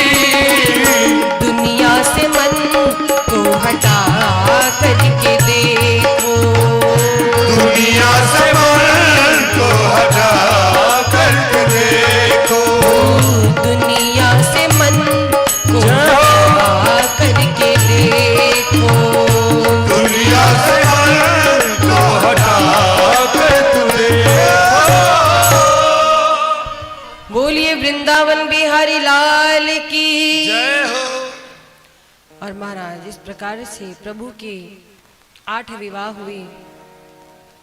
अब बात आती है कि ये 16,100 विवाह प्रभु ने एक ही मंडप में एक साथ कैसे किया, क्यों किया। एक महाबली भौमासुर नाम का व्यक्ति हुआ। भौमासुर भूमि से उत्पन्न हुआ था और महाराज वो इतना बलशाली था, इतना बलशाली कि उसने देवताओं को भी जीत लिया था। देवताओं के आयुध छीन करके मणि पर्वत नामक स्थान पर कब्जा कर लिया। तो इंद्रदेव ने आकर के द्वारिका में भगवान को सारी सूचना दी। और महाराज भौमासुर ने क्या किया था, भौमासुर ने ये संकल्प लिया था कि मैं एक साथ 20,000 कन्याओं से एक मंडप में विवाह करूंगा। बल उसके पास बहुत था तो उसने बल का दुरुपयोग किया, अपनी शक्ति का दुरुपयोग किया। क्या किया, उसने 16,100 कन्याओं को बंदी बना लिया, राजकन्याओं को। कैसे, किसी भी राजा पर आक्रमण करता, राज्य पर, राजा को मार देता और उनकी बेटियों को जबरदस्ती उठा लाता, अपने कारागार में डाल देता। तो ऐसे करके 16,100 कन्याओं को उसने अपने बंदी गृह में रखा था। उन कन्याओं ने द्वारिकाधीश जी के विषय में सुना और क्या किया, द्वारिकाधीश को पत्र लिखा। उन कन्याओं ने संदेश भेजा कि हे द्वारिकाधीश हमारी रक्षा करिए, हमारे कोई नहीं है। इधर इंद्रदेव ने भी जाकर के समाचार दिया कि प्राग ज्योतिषपुर में भौमासुर नाम का जो व्यक्ति है वो महापापी है। तो भगवान सत्यभामा जी को साथ में लिए गरुड़ पर आरूढ़ हुए और उन कन्याओं की रक्षा के लिए चल पड़े। द्वारिकाधीश पहुंचे हैं, भौमासुर से युद्ध हुआ है और युद्ध हुआ, भौमासुर को प्रभु ने मार डाला है, समाप्त कर दिया। जितनी राजकन्याएं हैं 16,100 उनको बंधन से मुक्त किया और कहा कि हे देवियों, अब तुम स्वतंत्र हो, जाओ अपने अपने घर लौट जाओ, अपने माता पिता के पास। तो उन राजकन्याओं ने कहा कि हे द्वारिकाधीश, आप किस घर की बात कर रहे हैं, किस परिवार की बात कर रहे हैं? ना हमारे कोई घर है, ना हमारे परिवार है। हमारे माता पिता भाई बंधुओं को तो इस भौमासुर पापी ने मार डाला था और इतने वर्षों से हमें अपने बंदी गृह में रखा है। अब हमें ये समाज स्वीकार करेगा? किस किस को अपने चरित्र का प्रमाण पत्र दिखाती फिरेंगी हम? कौन हम पर विश्वास करेगा? कौन ये कहेगा कि हम पवित्र हैं? कोई नहीं विश्वास करेगा। ना तो कोई हमसे विवाह करेगा, ना हमें अब कोई अपनाएगा, हमारा कोई नहीं है। हे द्वारिकाधीश, आप ही हमारी सब कुछ है, हमारा कोई नहीं है। और वो राजकन्या कहती हैं, त्वमेव माता च पिता त्वमेव, त्वमेव बंधुश्च सखा त्वमेव। हे द्वारिकाधीश, आपके सिवा हमारा कोई नहीं है। हाँ, हमारे पास एक रास्ता है, या तो आप हम सबको स्वीकार कर लें, अपना लें, या तो हम सभी अग्नि में कूद करके अपनी जान दे देंगे। अरे जिस समाज में हम सर उठाकर जी ही नहीं सकेंगे, जिस समाज को हम पर भरोसा ही नहीं होगा, जो समाज स्वीकार ही नहीं करेगा, ऐसे समाज में हम कैसे जी पाएंगे? इससे अच्छा कि हम सब मर जाएं। भगवान द्वारिकाधीश सत्यभामा जी की ओर देखते हैं, क्या किया जाए देवी, इन राजकन्याओं का क्या किया जाए? तो कहती हैं, हमारे सिवा इनका कोई नहीं। सत्यभामा मैया को दया आई। सत्यभामा जी कहती हैं, प्रभु सच में इनकी कथा सुन करके मुझे रोना आ गया। हे प्रभु, जिसका कोई नहीं होता है उसके सहारे तो आप हो, जो जग में हारा हुआ है उसका सहारा आप हो। आप इन्हें स्वीकार कर लीजिए स्वामी, मैं निवेदन करती हूँ, इन राजकन्याओं को स्वीकार करिए। और महाराज सत्यभामा जी ने जब इस प्रकार से निवेदन किया, तब द्वारिकाधीश ने एक ही मंडप में एक साथ राजकन्याओं से विवाह किया है। और कैसे किया, उतना ही रूप बनाया है प्रभु ने, 16,100। अथो मुहूर्त एकस्मिन् नानागरेषु तास्त्रियः, यथोपये में भगवास्तावद्रू पदरो अव्ययः। एक ही मंडप है, 16,100 दूल्हा यानी द्वारिकाधीश और उन राजकन्याओं के साथ विधि से विधान से प्रभु ने विवाह किया है। इस प्रकार से भगवान के विवाह की संख्या कितनी हो गई? 16,108।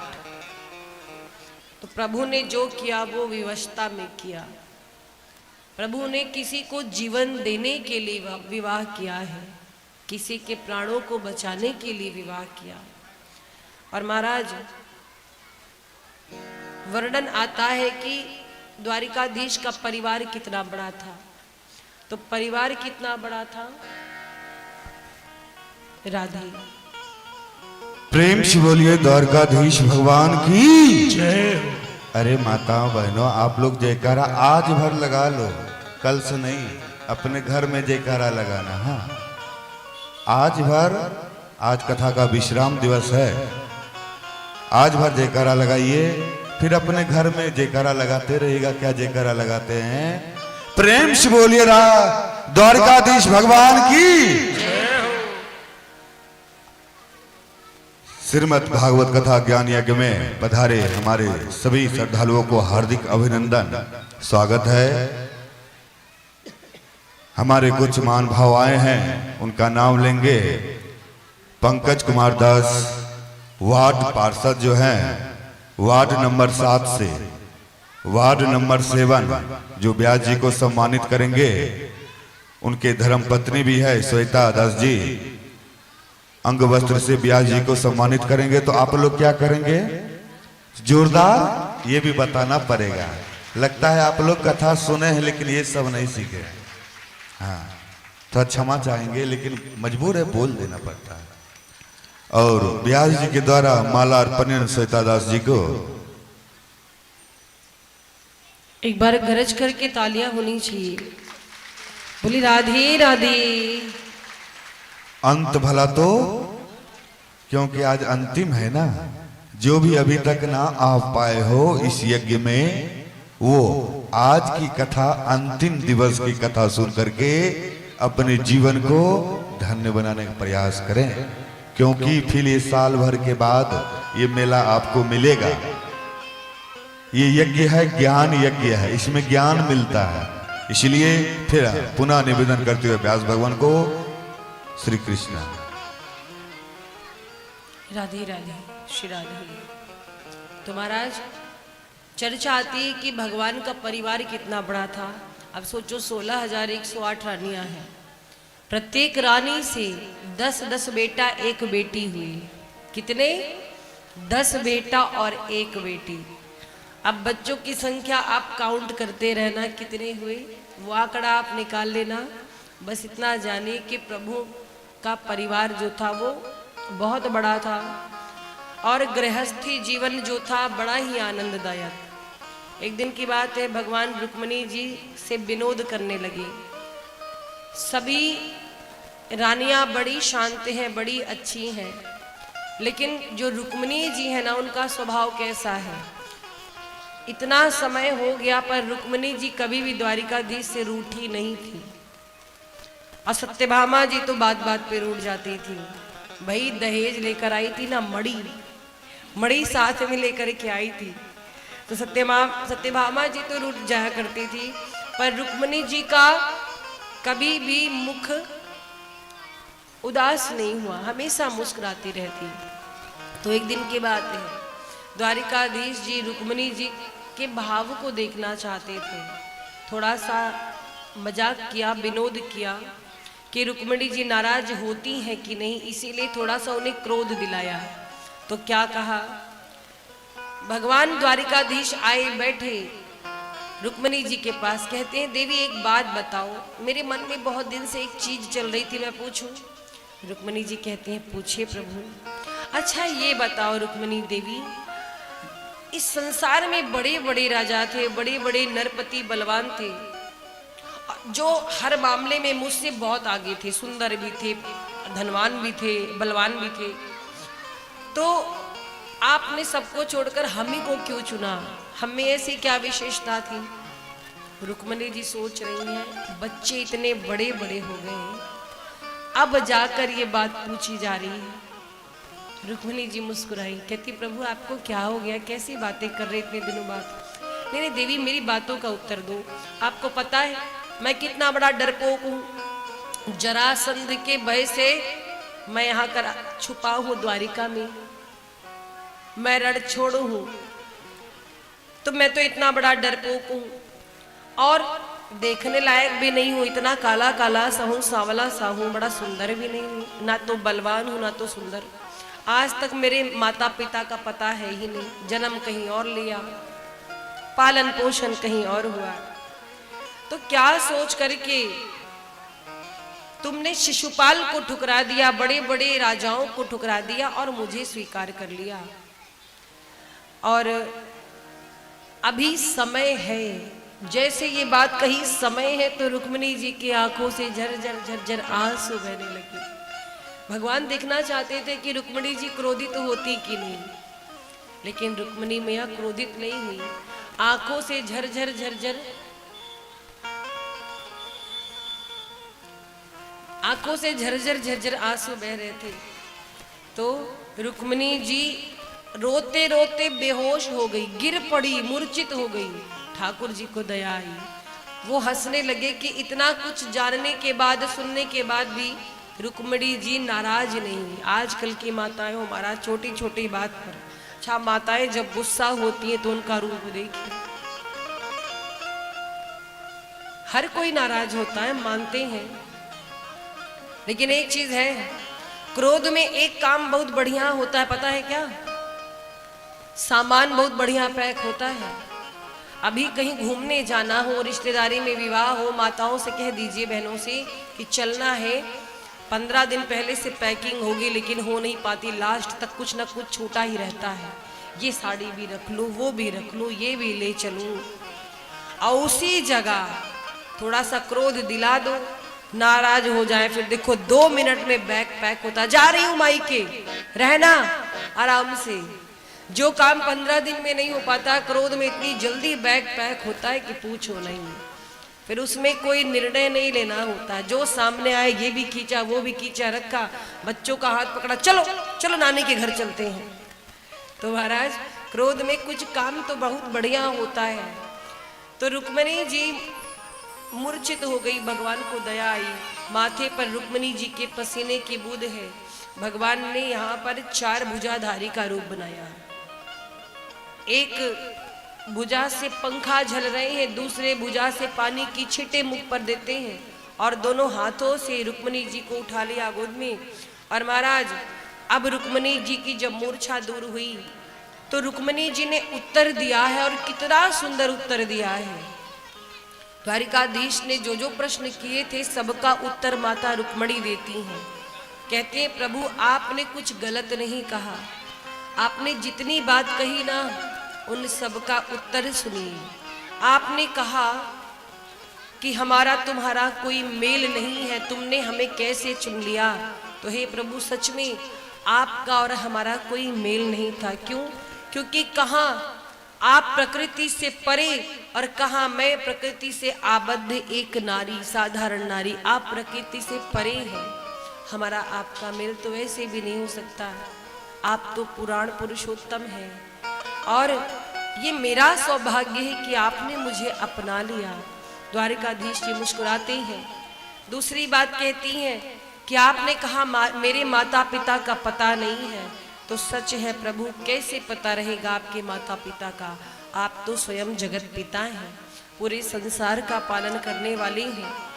आप तो सबके अधीश्वर स्वयं हैं, जगत के अधीश्वर आप केवल हैं, तो आपके माता पिता को कौन जान सकता है? तीसरी बात आपने कही कि जरासंध आदि राजाओं के डर से आप समुद्र में आकर छुपे हैं।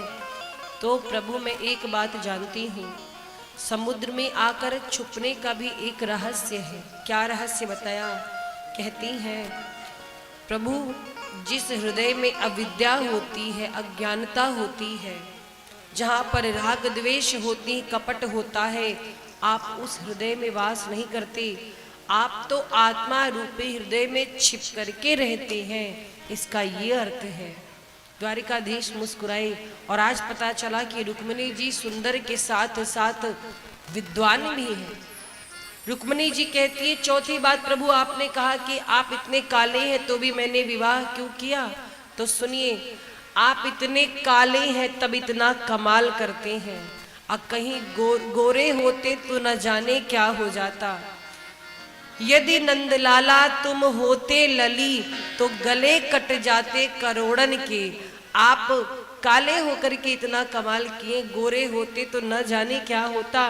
द्वारिकाधीश मुस्कुराते हैं महाराज, और इस प्रकार से रुक्मिणी महारानी द्वारिकाधीश का संवाद हुआ है।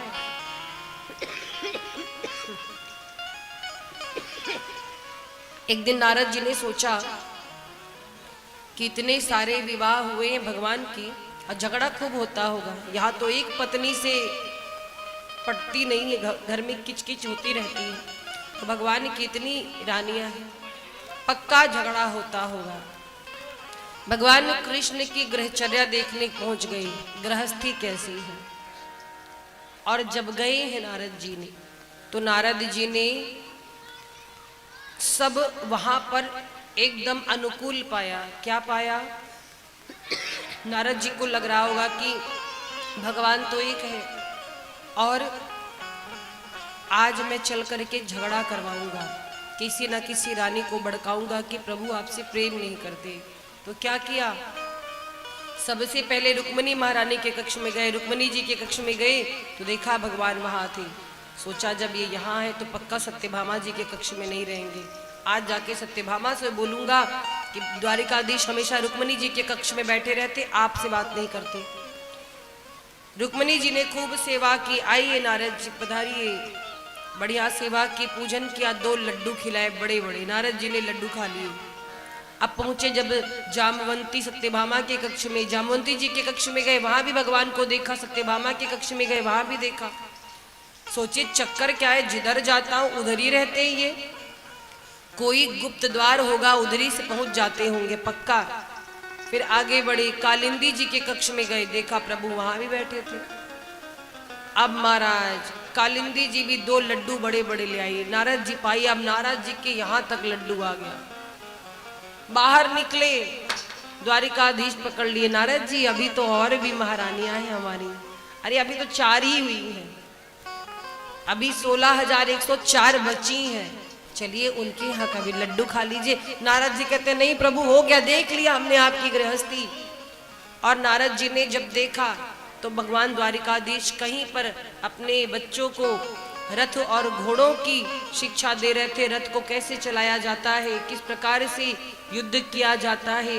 कहीं पर वेद पुराणों की कथाएं सुना रहे हैं, तो कहीं पर उपवन बागीचे में टहल करके अवलोकन कर रहे प्रकृति का।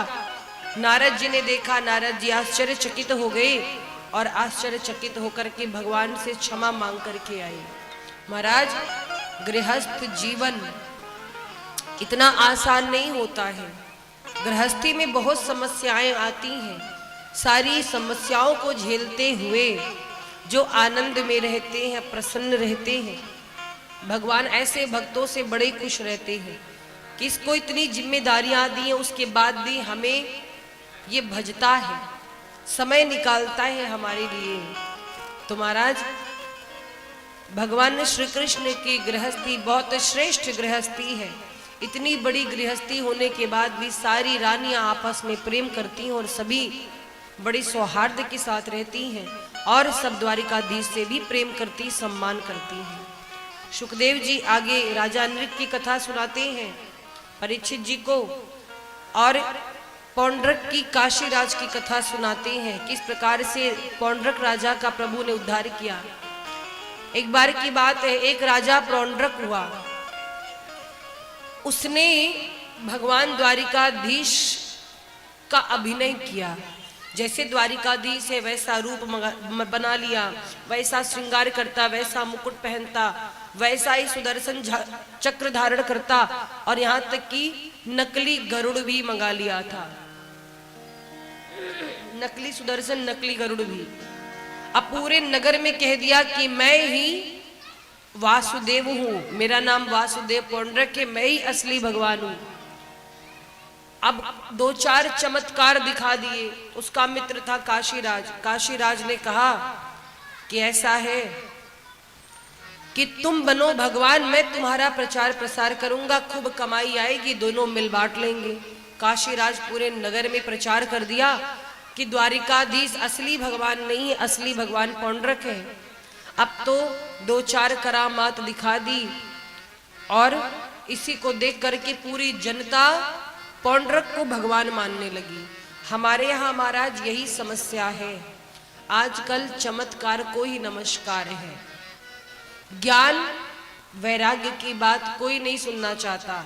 ये जमाना क्या है, लोग इतने परेशान हैं अपनी परिस्थितियों से, हर चीज से, सब शॉर्टकट चाहते हैं कि मेहनत भी ना करनी पड़े, कोई कर्म भी ना करना पड़े, और कितनी जल्दी हम सफलता पा जाए। कोई ऐसा चमत्कार हो जाए, 10 लाख कहीं गिरा मिल जाए, प्रभु मेरा काम हो जाए, है ना। चमत्कार को नमस्कार है। महाराज जो सच्चे संत होंगे कभी वो नहीं कहेंगे कि हम ही ईश्वर हैं, वो सदैव यही कहेंगे कि आप ईश्वर का भजन करो, ईश्वर को छोड़ करके कोई भी आपकी विपत्ति दूर करने वाला इस संसार में नहीं है।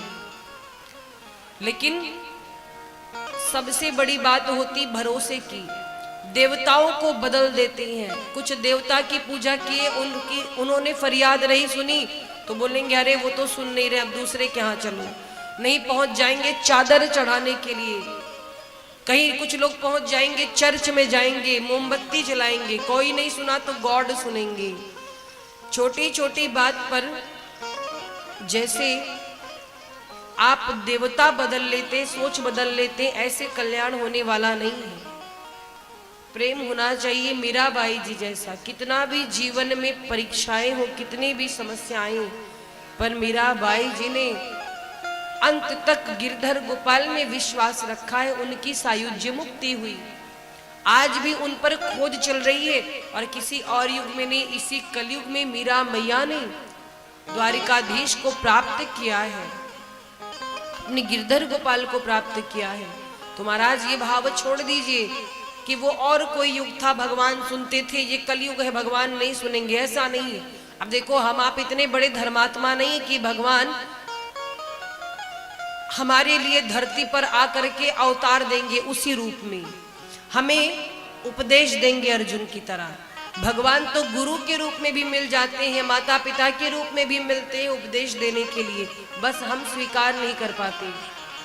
तो चमत्कार से हटा करके मन को केवल हरि के चिंतन में लगाइए, हरि के चिंतन में मन को लगाइए। आपको किसी के दरवाजे जाने की जरूरत नहीं है। हर किसी में भरोसा मत रखिए, भरोसा केवल एक से रखिए, प्रेम केवल एक से रखिए। जो सबको देने वाला है वही आपको देगा, वही सुनेगा। लेकिन आजकल महाराज जितना ज्यादा दिखावा होता है उतना ही लोग प्रभावित होते हैं। दिखावे से दूर रहिए, वास्तविकता को पहचानिए। आपने किसी को गुरु माना है तो उसके वचनों में विश्वास करिए।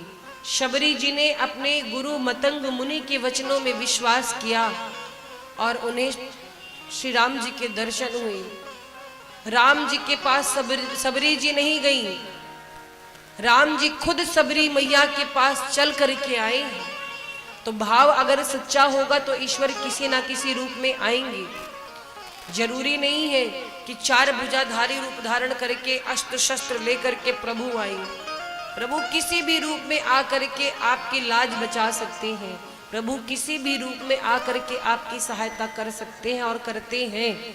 क्योंकि महाराज एक बात जान लेना, मुश्किलें होती हैं आसान बड़ी मुश्किल से, मुश्किलें होती हैं आसान बड़ी मुश्किल से, आदमी बनता है इंसान बड़ी मुश्किल से। यूं तो ढूंढने पर भगवान मिल जाते हैं, लेकिन यूं तो ढूंढने पर भगवान मिल जाते हैं, लेकिन आंखें कर पाती हैं पहचान बड़ी मुश्किल से।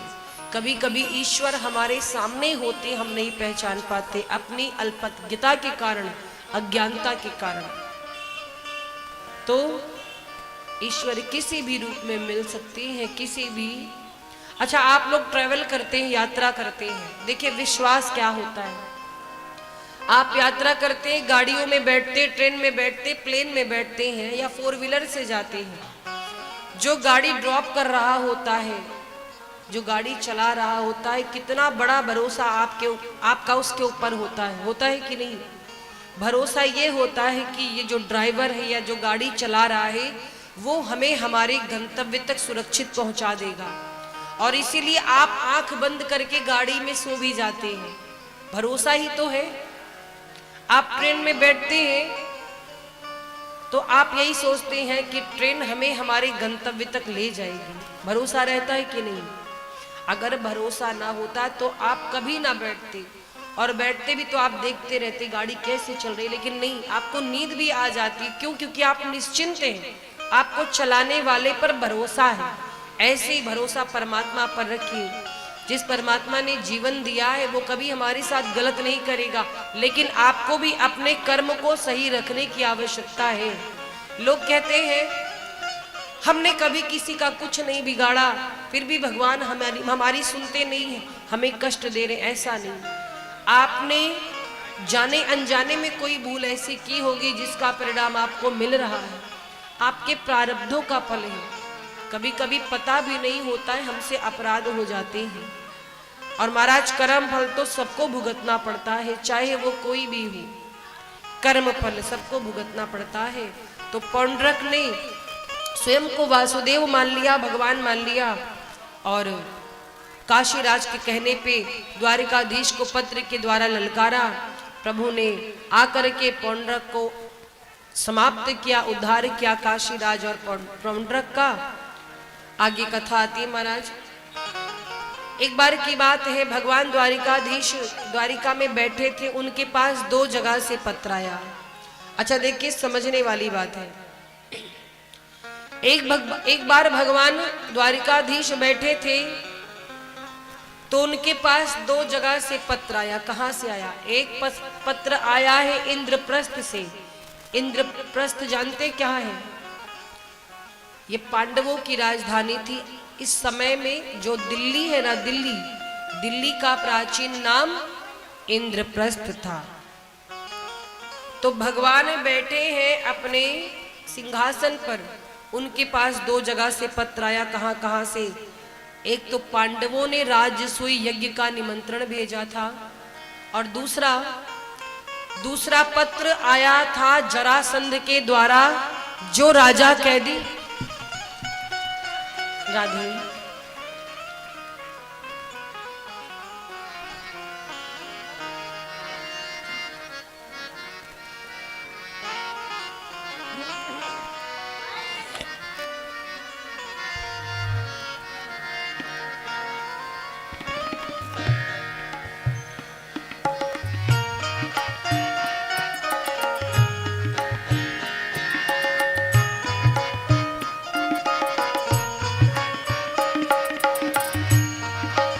श्री राधे।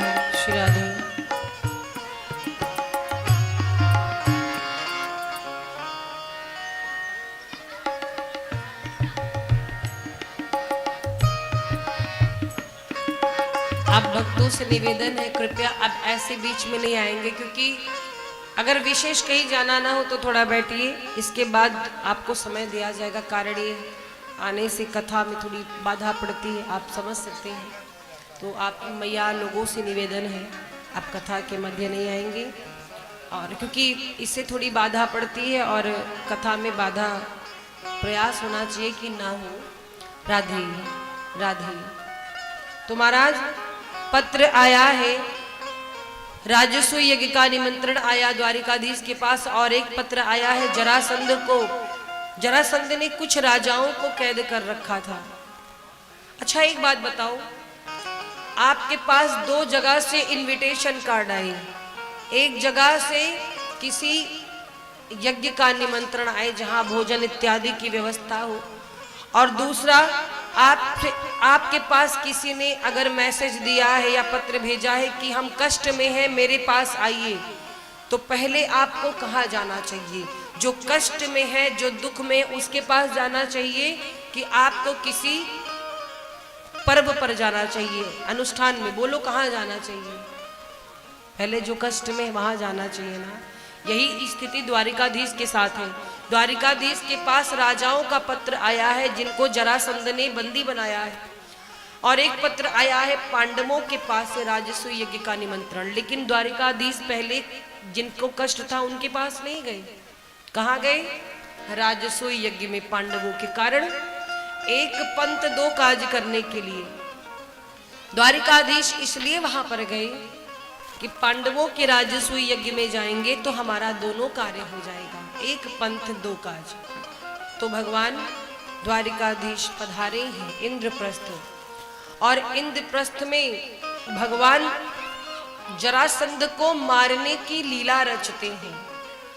देखिए पांडव जो थे वो राजसूय यज्ञ कर रहे थे। राजसूय यज्ञ का नियम होता है, जो करता है राजसूय यज्ञ वो आसपास के जितने राज्य हैं सब पर विजय प्राप्त करने के बाद ही राजसूय यज्ञ का अधिकारी होता है। तो पांडवों ने आसपास के क्षेत्र के जितने राज्य थे सबको जीत लिया था। एक रह गया था जरासंध, कंस का ससुर, जिससे प्रभु की शत्रुता चल रही थी। जरासंध बहुत बलशाली था और उससे कोई जीत नहीं पा रहा था, क्योंकि वो मरने वाला नहीं, उसके मरने का रहस्य द्वारिकाधीश जानते हैं। इसीलिए भगवान राजसूय यज्ञ में पहुंचे, जरासंध के मारने की लीला रची, क्योंकि जरासंध मरेगा तो दोनों काम हो जाएंगे। पांडव अपना राजसूय यज्ञ भी संपन्न कर लेंगे और इधर जो राजा कैद है वो भी मुक्त हो जाएंगे। तो क्या किया, राजसूय यज्ञ के लिए जरासंध का मरना जरूरी था। भगवान द्वारिकाधीश ने रूप धारण किया ब्राह्मण का, साथ में भीमसेन को लिया, अर्जुन को लिया। तीनों लोग ब्राह्मण का रूप बनाकर पहुंचे जरासंध के अखाड़े के पास। और जरासंध ब्राह्मणों का बहुत बड़ा भक्त था, ब्राह्मणों का बड़ा सम्मान करता था। तो जरासंध के अखाड़े के पास पहुंचे। जरासंध ने देखा ब्राह्मणों को तो कहता है, आइए ब्राह्मण देव, बताइए क्या सेवा करूं। अर्जुन आगे आए, बोले हम धन वैभव भूमि मांगने नहीं आए हैं, हम आपसे युद्ध करना चाहते हैं। जरासंध बड़ा चालाक था, समझ गया, बोला युद्ध करना चाहते हो, तुम ब्राह्मण तो नहीं हो सकते हो, अपना परिचय दो, मैं वचन देता हूं मैं युद्ध करूंगा, लेकिन परिचय दो, तुम हो कौन। अर्जुन ने बताया कि मेरा नाम अर्जुन है। जरासंध कहता है, अरे अर्जुन तुम तो इतने पतले दुबले हो, तुम मुझसे युद्ध कर पाओगे, मेरे बराबरी का कोई योद्धा लाओ। दूसरे नंबर पर द्वारिकाधीश, द्वारिकाधीश को देखा, पहचान गया, कहता है ये तो भाग गया था, ये भूमि छोड़ करके, रणभूमि छोड़ करके भाग गया था, ऐसे भगोड़े के साथ मैं युद्ध नहीं करूंगा। हाँ भीम तुम कुछ ठीक हो, मेरे लायक हो, भीम मैं तुमसे युद्ध करूंगा। अब महाराज भीमसेन से जरासंध का युद्ध आरंभ हुआ। भीमसेन कितनी बार जरासंध को मारने का प्रयास करते, पर जरासंध मरता नहीं था। और भीमसेन युद्ध करते करते थक गए। ये युद्ध 27 दिन तक चला। भीमसेन की सारी शक्ति समाप्त हो गई। भीम जी बोले, प्रभु जरासंध मरता नहीं है। द्वारिकाधीश कहते, भीम जी आज आप युद्ध करना तो मेरी ओर देखना, मैं जरासंध के मरने का रहस्य जानता हूं। और क्या हुआ, भीम युद्ध करते करते सामने द्वारिकाधीश की ओर देखे। द्वारिकाधीश ने एक तिनका लिया, उसे बीच से फाड़ा। भीमसेन समझ गए कि मुझे जरासंध को बीच से फाड़ने के लिए द्वारिकाधीश कह रहे हैं। इधर द्वारिकाधीश ने तिनका उठाकर फाड़ दिया बीच से, जरासंध को भीम ने बीच से फाड़ दिया। इस बार द्वारिकाधीश ने दोनों तिनकों को विपरीत दिशा में फेंक दिया और वही कार्य भीम ने किया। जरासंध के शरीर को विपरीत दिशा में दो फेंक दिया और जिससे जरासंध का प्राण हमेशा हमेशा के लिए समाप्त हो गया। बोली द्वारिकाधीश भगवान की। देखो महाराज, जरासंध मरता क्यों नहीं था, जरा नाम की राक्षसी ने उसे जोड़ा था। तो जब कोई जरासंध को मारता, उसे फाड़कर अलग करता तो वो चिपक जाता था, जुड़ जाता था। इसीलिए द्वारिकाधीश ने इशारा किया कि विपरीत दिशा में उसके शरीर को फेंको, और इस प्रकार से जरासंध समाप्त हुआ। जरासंध के मरते ही पांडवों राजसूय यज्ञ आरंभ करते हैं। राजसूय यज्ञ आरंभ हुआ। उधर द्वारिकाधीश ने जो राजा कैद थे, बंदी थे, उनको छुड़ाया। देखो, जिस समय राजसूय यज्ञ हो रहा था वहां दुर्योधन भी था, मामा शकुनी भी थे, शिशुपाल भी था। शिशुपाल तो ऐसे ही भगवान से चिढ़ा हुआ था।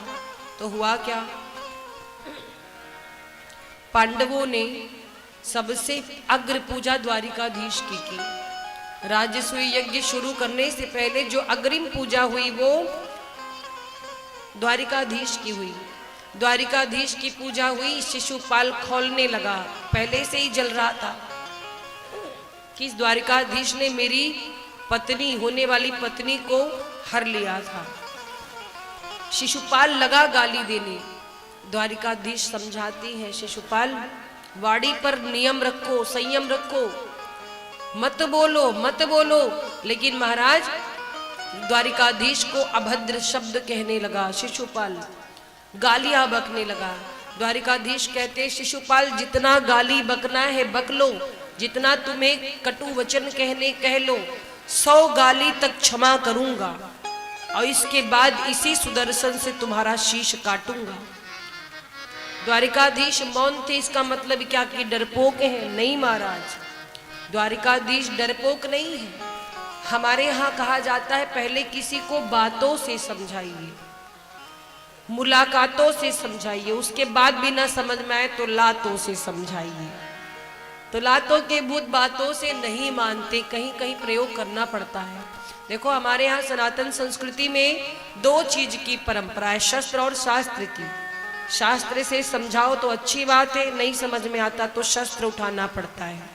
इसीलिए 100 गाली तक द्वारिकाधीश सहन करते रहे, शिशुपाल तब भी नहीं रुका। और जैसे 101वीं गाली हुई सुदर्शन से, प्रभु ने शिशुपाल का शीश काट दिया है, उद्धार किया है। और इस प्रकार से शिशुपाल को समाप्त किया है, राजसूय यज्ञ आरंभ किया। महाराज भगवान कहते हैं कि जो सच्चे भाव से मुझे स्मरण करता है, मुझ पर भरोसा रखता है, अपना जीवन मेरे हाथों में सौंप देता है, मैं उसके जीवन की पतवार स्वयं चलाता हूँ, भवसागर से पार करता हूँ। इसीलिए भगवान की मर्जी में मर्जी मिलाना सीखें। एक महात्मा जी थे, नाव पर बैठकर यात्रा कर रहे थे। नाव पर और भी यात्री थे। तो महात्मा जी ने क्या देखा कि जोरों का तूफान आया, नाव डगमगाने लगी, नाव में पानी भरने लगा। और जब पानी भरने लगा तो क्या हुआ, महात्मा जी ने अपना कमंडल उठाया, नदी का जल उठा उठा के डालने लगे। कहाँ? नाव में। कुछ लोग बैठे थे, कहा महात्मा तू पागल है क्या, नाव तो वैसे डूबने वाली है, तू इसे और डुबाने पे लगा है।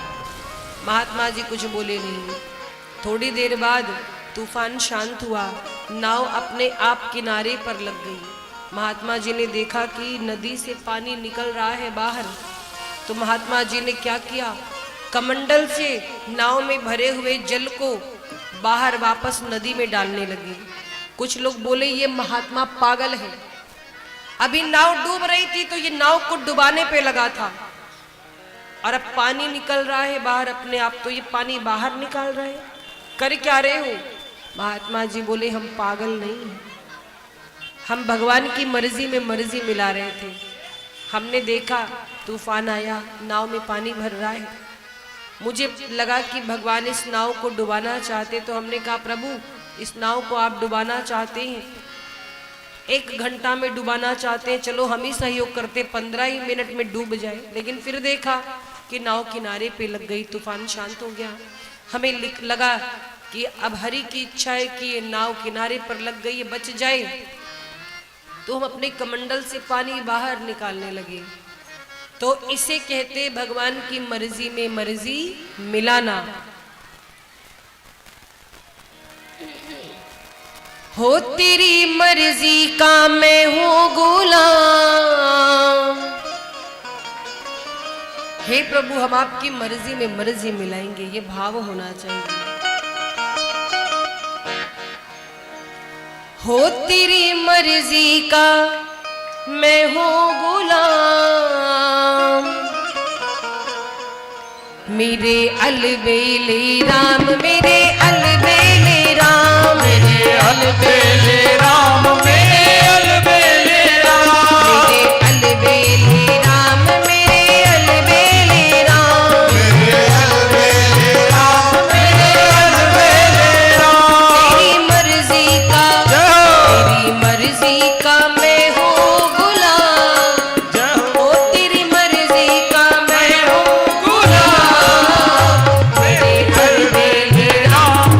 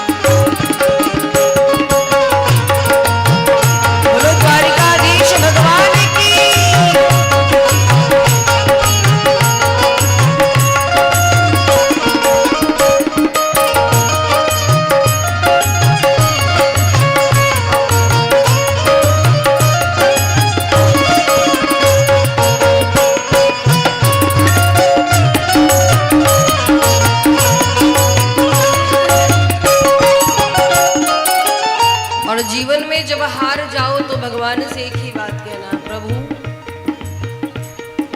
हार गया हूँ सब अपनी लगा कर, हार गया हूँ अपनी लगा कर, हार गया हूँ सब अपनी लगा कर, हार गया हूँ अपनी लगा कर। अब अपना संभालो इंतजाम, अब अपना संभालो इंतजाम, मेरे अलबेले राम, मेरे अलबेले राम, मेरे अलबेले राम, मेरे अलबेले राम, मेरे अलबेले राम, मेरे अलबेले राम, मेरे अलबेले राम, मेरे अलबेले राम। तेरी मर्जी का मैं हूँ गुलाम, तेरी मर्जी का मैं हूँ गुलाम, मेरे अलबेले राम, मेरे अलबेले राम,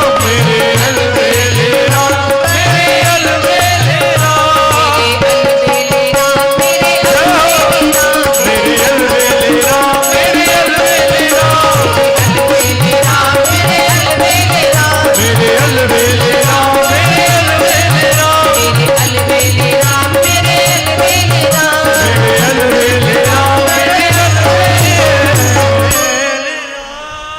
मेरे मेरे अलबेले राम, मेरे अलबेले राम।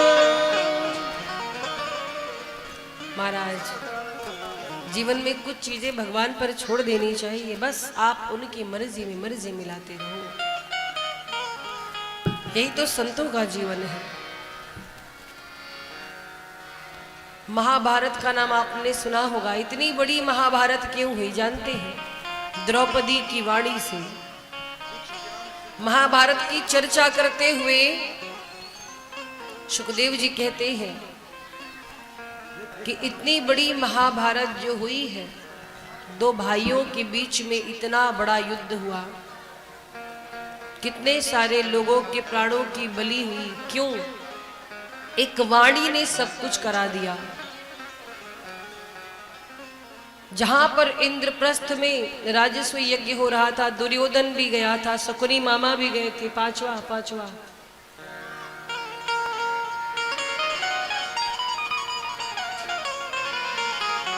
मामा शकुनी दुर्योधन भी गए हुए थे। द्रौपदी मैया केश सुखा रही थी अट्टालिका पर बैठ करके।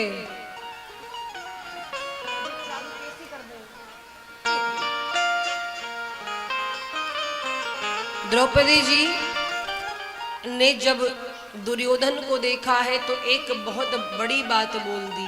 जानते क्या कहा था? पता है?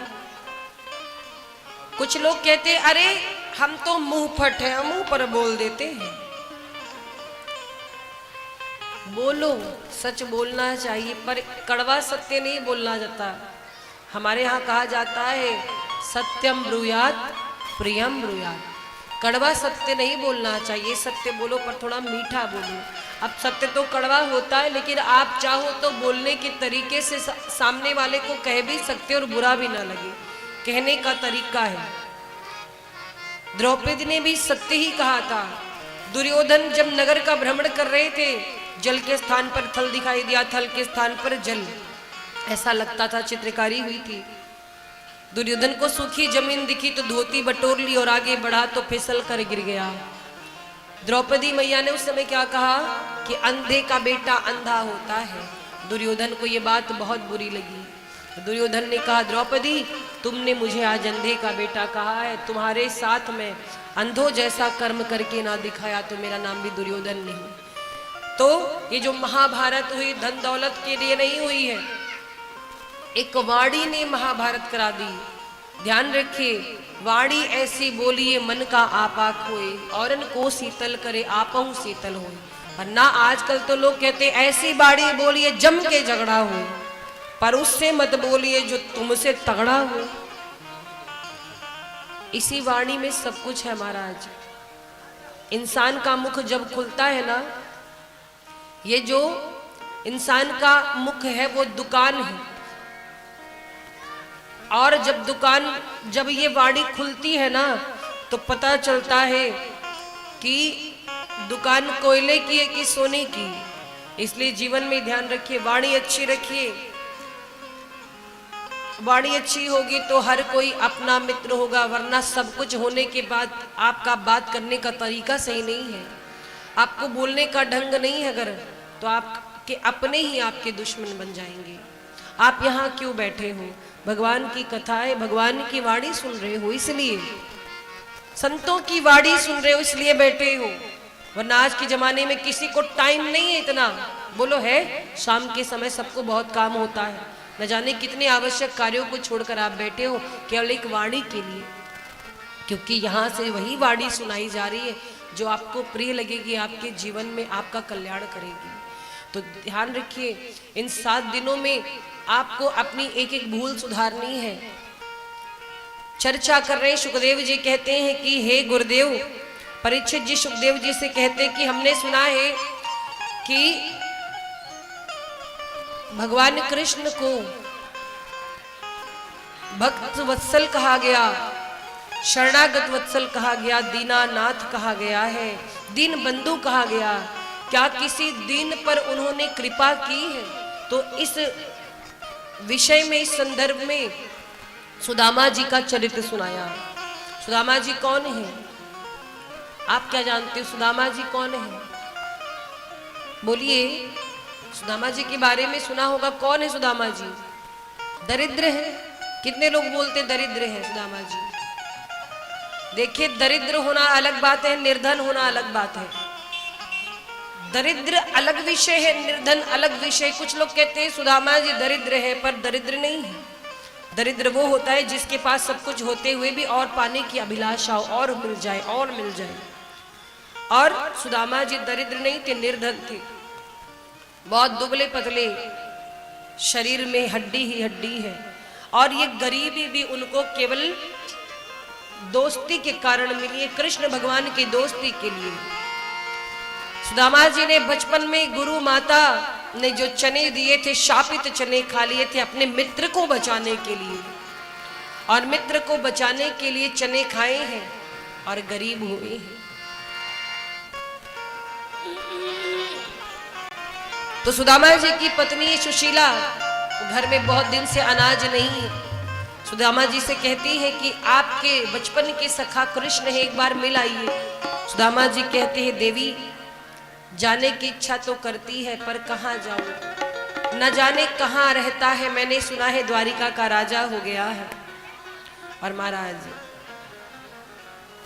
पत्नी कहती है, आप एक बार अपने सखा से मिल करके आइए, हमारी गरीबी दूर हो जाएगी। सुदामा जी कहते, खबरदार, जो तुमने मुझे मांगने भेजा, मैं जाऊंगा तो मांगने नहीं जाऊंगा। हाँ, दर्शन की बात रही तो जा सकता हूँ। और महाराज, सुशीला कहती है, स्वामी एक बार मिल करके आइए। सुशीला के कहने पर, बार बार कहने पर सुदामा जी द्वारिका जाने को तैयार हुए। पाँव में ना जूते हैं, पौष का महीना है, ठंड का, अतिशय कड़ाके की ठंड है। और महाराज, अतिशय कड़ाके की ठंड में सुदामा जी चले हैं अपने मित्र से मिलने के लिए। साथ में क्या लिया है? 4 घरों से मांगा हुआ चावल, 4 घरों से मांग करके एक पोटली बनाई थी फटी हुई धोती की, वो पोटली दी है पत्नी सुशीला ने, और सुदामा जी से कहा जाइए। सुदामा जी चलते हैं और विचार करते हैं, क्या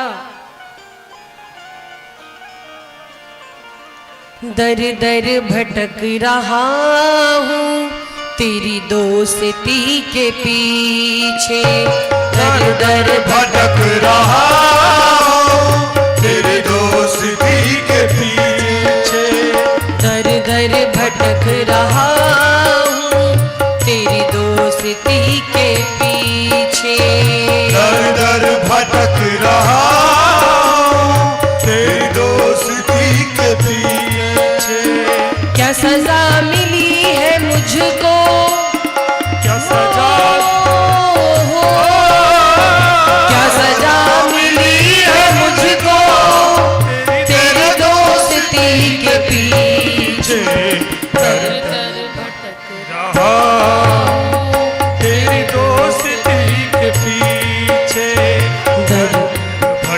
रहा हूँ तेरी दोस्ती के पीछे।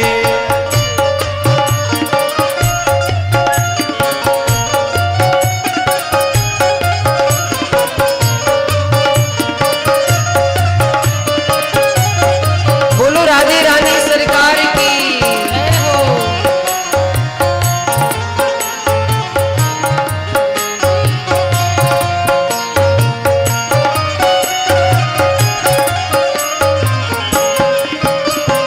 मैं गरीब हूँ तो क्या है, दोनों के नाथ तुम हो।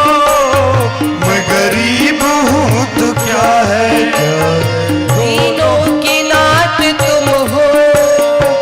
होठों में है उदासी,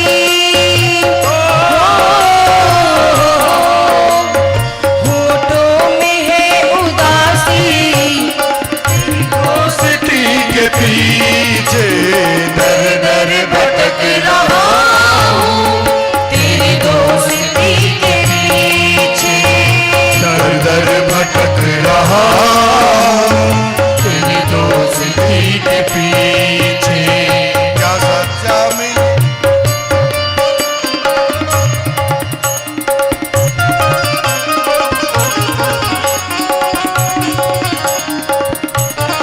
बोलो द्वारिकाधीश भगवान की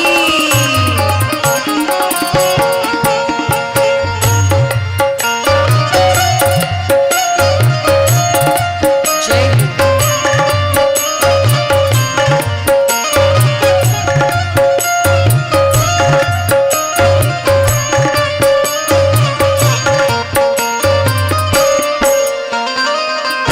तालियों की सेवा करते हुए हरि बोल। श्री राधे।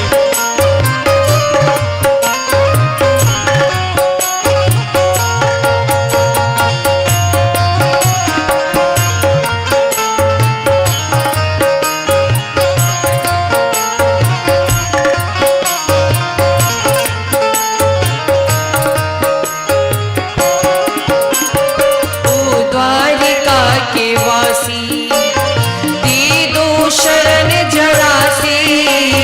हे द्वारिका के वासी वासी दे दो शरण जरा सी। अखियां तरस की प्यासी, अखियां तरस की प्यासी। दोस्ती के पीछे दर दर भटक रहा हूँ तेरी दोस्ती के पीछे दर दर भटक रहा हूँ तेरी दोस्ती के पीछे।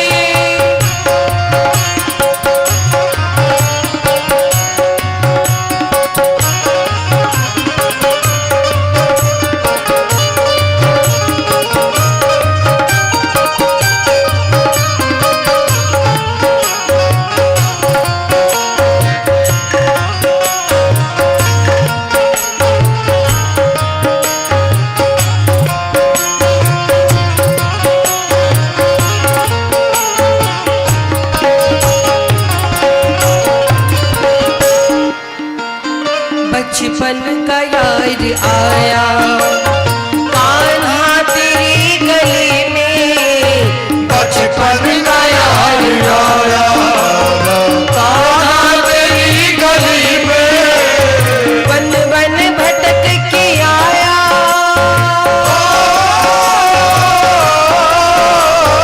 वन वन भटक के आया।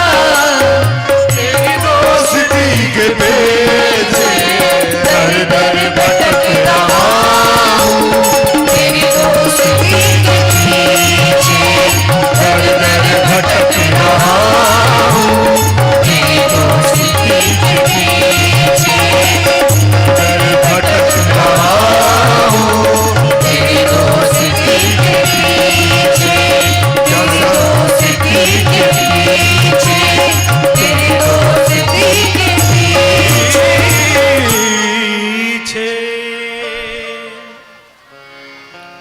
तो महाराज सुखदेव जी सुदामा जी का स्मरण करते हैं और क्या कहते हैं कृष्णासीत सखा कश्चिद ब्राह्मणो ब्रह्मवित्तमः विरक्त इंद्रियार्थेषु प्रशांतात्मा जितेंद्रियः। सुदामा जी दरिद्र कभी नहीं थे, गरीब थे। उनके बारे में क्या कहा गया है? विरक्त है, इंद्रियों पर विजय प्राप्त कर लिया है। सुदामा जी ब्राह्मण है, ब्राह्मणों का अधिकार होता है दान लेने का। भले निर्धन थे पर किसी के द्वार पर कभी मांगने नहीं गए। सुदामा जी कभी किसी के द्वार पर मांगने नहीं गए। और महाराज अगर कोई भोजन लाके देता तो वो स्वीकार कर लेते, पा लेते भगवान का प्रसाद समझकर। और कोई उसी दिन अगर कोई भोजन लाके दिया, उसी दिन कोई दूसरा एक थाली भोजन लाके दे दे, सुदामा जी ले लीजिए, तो सुदामा जी कहते थे नहीं नहीं हमारा आज का हो गया, आप ले जाइए। अगर कोई कह दे कल के लिए रख लेना, तो सुदामा जी कहते थे नहीं नहीं आप इसे ले जाइए, जिस परमात्मा ने आज हमको दिया है वही कल भी देगा। संग्रह वृत्ति नहीं थी, तो इस हिसाब से ऐसा वही कर सकता है जिससे ईश्वर पर पूर्ण विश्वास हो और जिसने अपने इंद्रियों पर विजय प्राप्त कर लिया हो।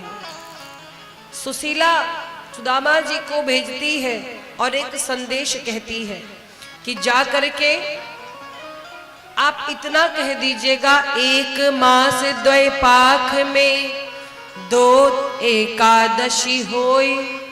हे द्वारिकाधीश, 1 माह 2 पाख में 2 एकादशी होती है। तो क्या कहा? 1 मास द्वैपाख में 2 एकादशी होई। सो प्रभु दीन दयालु ने नित प्रतिदीनी मोयु।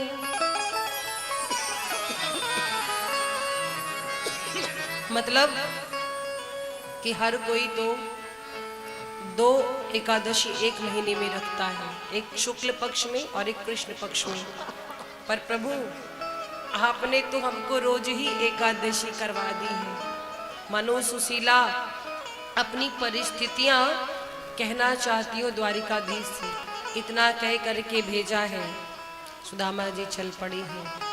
और महाराज सुदामा जी पैदल चलते हैं, पाँव में छाले पड़े हैं, कांटे चुभे हुए हैं। सुदामा जी चलते चलते थक गए। द्वारकाधीश ने सोचा मेरा भक्त, मेरा मित्र इतना कष्ट पाने के बाद भी आज मेरी ओर आ रहा है, मुझ पर अनंत विश्वास है। अब मेरा कर्तव्य बनता है कि जितनी दूर चल करके आया है उतनी दूर मैं भी चल करके जाऊं अपने इस मित्र के लिए। मित्रता बराबरी में होती है। तो महाराज सुदामा जी को थकावट लगी, सुदामा जी वहीं लेट गए भूमि पर। भगवान द्वारिकाधीश ने गरुण जी को भेजा। सुदामा जी सो ही रहे, उनको पता नहीं है। और गरुड़ जी ने सुदामा जी को अपने ऊपर आरूढ़ किया। जब सुदामा जी की नींद खुली तो सुदामा जी कहाँ है? द्वारिका में है। चारों तरफ से घंटे घड़ियाल की आवाज आ रही है।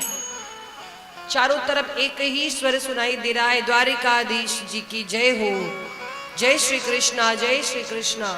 वृंदावन में राधे राधे, अयोध्या में सीताराम, द्वारिका में जय जय कृष्णा की ध्वनि आती है। तो महाराज चारों ओर जब जय श्री कृष्ण सुनाई दिया, सुदामा जी चकित होकर के उठे। देखा चारों तरफ बड़े बड़े महल, बड़ा बड़ा प्रसाद, इतने सारे भवन देखकर घबरा गए। ये मैं कहाँ आ गया? पूछा भैया ये कौन सी नगरी है? किसी ने बताया कि ये तो द्वारिका है। सुदामा जी ने सोचा कि ये जो यात्रा तय की है वो हमने ही की है, हम ही चल कर आए। उन्हें क्या पता द्वारिकाधीश की कृपा से सुदामा जी पहुंचे। और सुदामा जी जब वहां पहुंचे तो पूछने लगे भैया यहाँ पर मेरा एक मित्र रहता है, बचपन का सखा, कृष्ण नाम है। अब किसी को पता ही नहीं द्वारिका में कृष्ण कौन है, क्योंकि द्वारिका के राजा हैं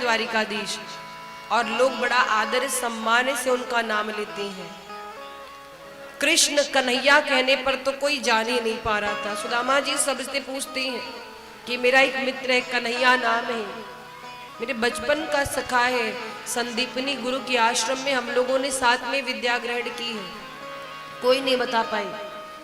किसी से पूछा, भैया हम बहुत परेशान है, बता दो। तो एक आदमी बोला, आप पहचान बताइए, देखने में कैसे लगते हैं। सुदामा जी बोले, देखा तो हमने भी बचपन में ही था, अब कैसे लगते हमको भी नहीं पता, पर हाँ इतना पता है कि वो यहाँ के राजा हैं। वो आदमी बोला, अच्छा तो आप यहाँ के महाराज की बात कर रहे हैं। उनका नाम कन्हैया नहीं है, उनका नाम कृष्ण भी नहीं है।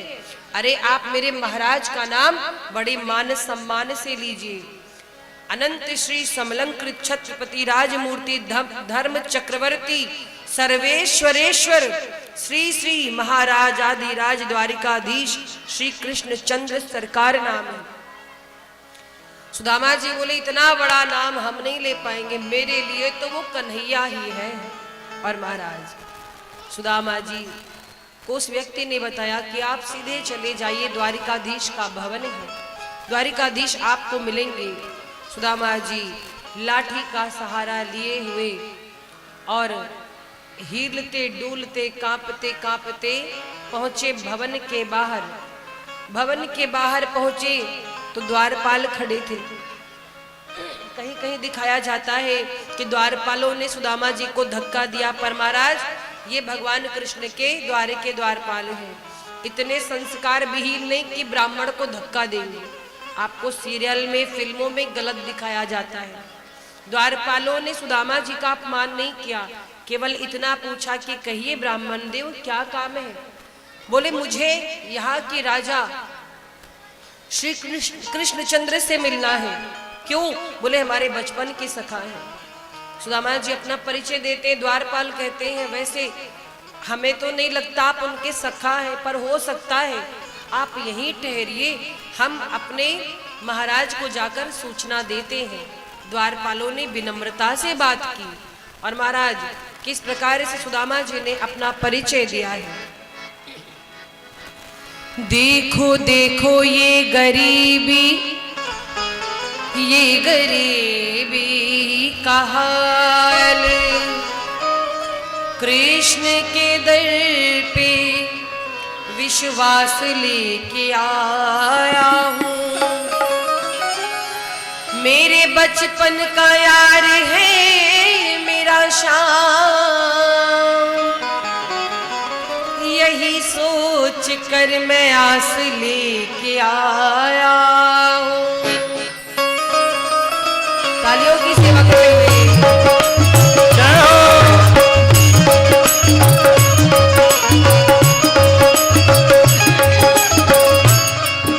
सुदामा जी कहते हैं, अरे द्वारपालो कन्हैया से कह दो, अरे द्वारपालो कन्हैया से कह दो कि दर पे सुदामा गरीब आ गया है, दर पे सुदामा गरीब आ गया है।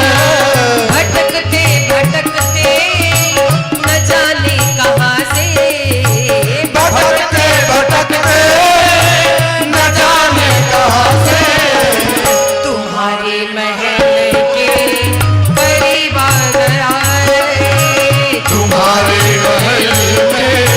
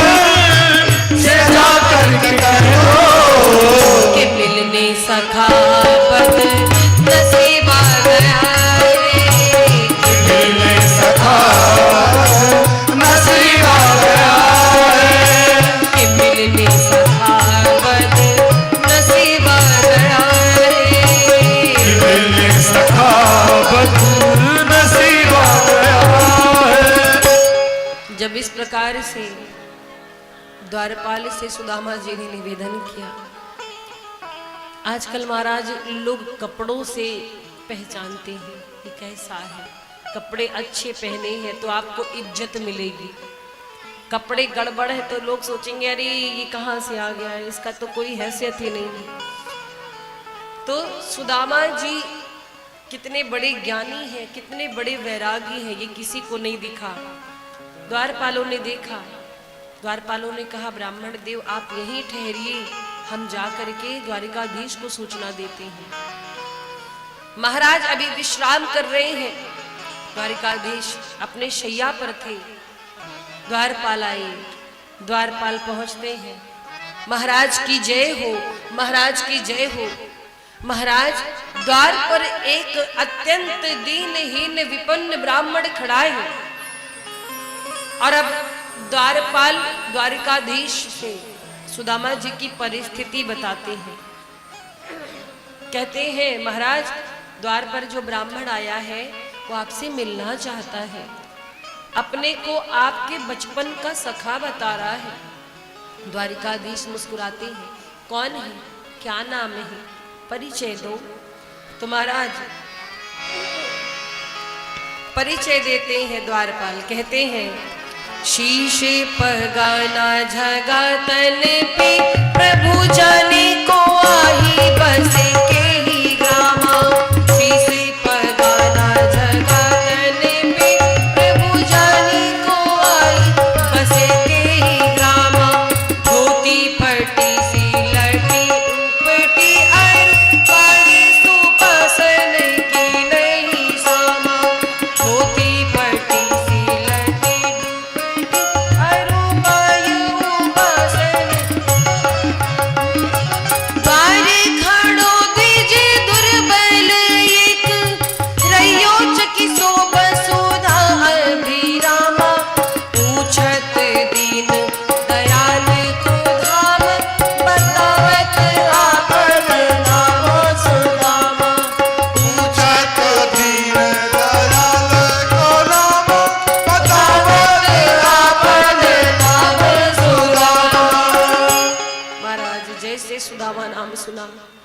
ठाकुर जी सैया से उठ गए। यहाँ पैसा होने के बाद इंसान को पहचानता नहीं, पर मित्रता देखिए।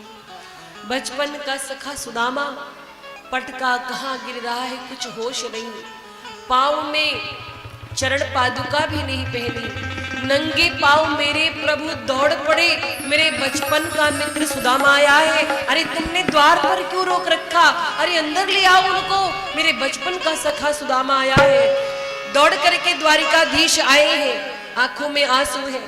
और महाराज सुनते ही दौड़े चले आए मोहन, सुनते ही दौड़े चले आए मोहन, लगाया गले से सुदामा को मोहन हो, लगाया गले से सुदामा को मोहन हो, लगाया गले से सुदामा को मोहन हो। सुनते ही दौड़े चले आए मोहन, लगाया गले से सुदामा को मोहन हो, सुनते ही दौड़े चले आए मोहन, लगाया गले से सुदामा को मोहन हो, लगाया गले से सुदामा को मोहन। हुआ रुक्मिणी को बहुत ही अचंभा, हुआ रुक्मिणी को बहुत ही अचंभा, ये मेहमान कैसा अजीब आ गया रे, ये मेहमान कैसा नजीरा गया है, ये मेहमान कैसा अजीब आ गया है, ये मेहमान कैसा नसीब आ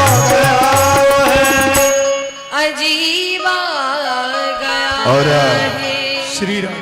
प्रेम से बोलिए द्वारकाधीश भगवान की जय हो। आप लोग को जितना जनसंख्या है उस तरह से आवाज नहीं आ रही। प्रेम से बोलिए द्वारकाधीश भगवान की जय हो। हम लोग के बीच अंत भला तो सब भला। हमारे बीच शंकर प्रसाद महतो, वार्ड पार्षद, वार्ड नंबर 8, वार्ड नंबर 8 आए, ब्यास जी को सम्मानित करेंगे। और रेखा देवी, वार्ड पार्षद, वार्ड नंबर 9। रेखा देवी, यदि आवाज सुन रहे हो आप भी मंच पे आए, ब्यास जी का सम्मानित करेंगे हमारे शंकर प्रसाद महतो जी। आप लोग जब सम्मानित करेंगे तो आप लोग ताली से स्वागत कीजिएगा, अभी नहीं, जब करेंगे तब।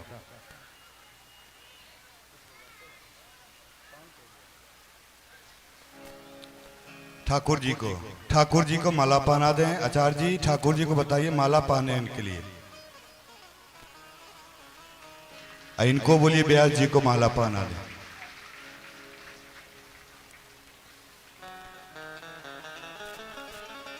हमारे दोनों वार्ड पार्षद जी आए हैं, बहुत बहुत धन्यवाद आपको जो इस यज्ञ में अमूल्य समय निकाल करके आप इस यज्ञ में आए, पधारे।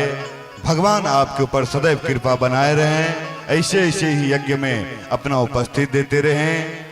हमारे शंकर प्रसाद महतो जी वार्ड पार्षद, वार्ड नंबर 8 के हैं, और हमारे रेखा देवी वार्ड पार्षद हैं, वार्ड नंबर 9 से हैं। इनके लिए भी जोरदार ताली से आप लोग स्वागत करेंगे।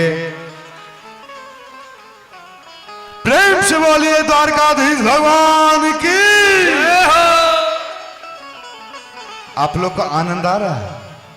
आनंद आ रहा है? एक बार ब्यास जी के लिए ताली बजा दीजिए। क्यों? आनंद वही दे रहे हैं ना आज, क्योंकि ब्यास विदाई भी है। आप लोग तैयारी से आए हैं ना कि नहीं? तैयारी से आए हैं। अभी सूचना दे दें आपको, आज पांव छूने का प्रक्रिया है, लेकिन उसका एक विधा है। या तो उधर से आएंगे, इधर जाना है, ये ब्लॉक रहेगा रास्ता उधर खुलेगा, उधर से आना है, ब्यास जी को प्रणाम करना है, आशीर्वाद लेना है, पुनः ये रास्ता खुला रहेगा। आप लोग इधर से चले जाना है। मंजूर है कि नहीं? धक्कम धुक्की तो नहीं कीजिएगा।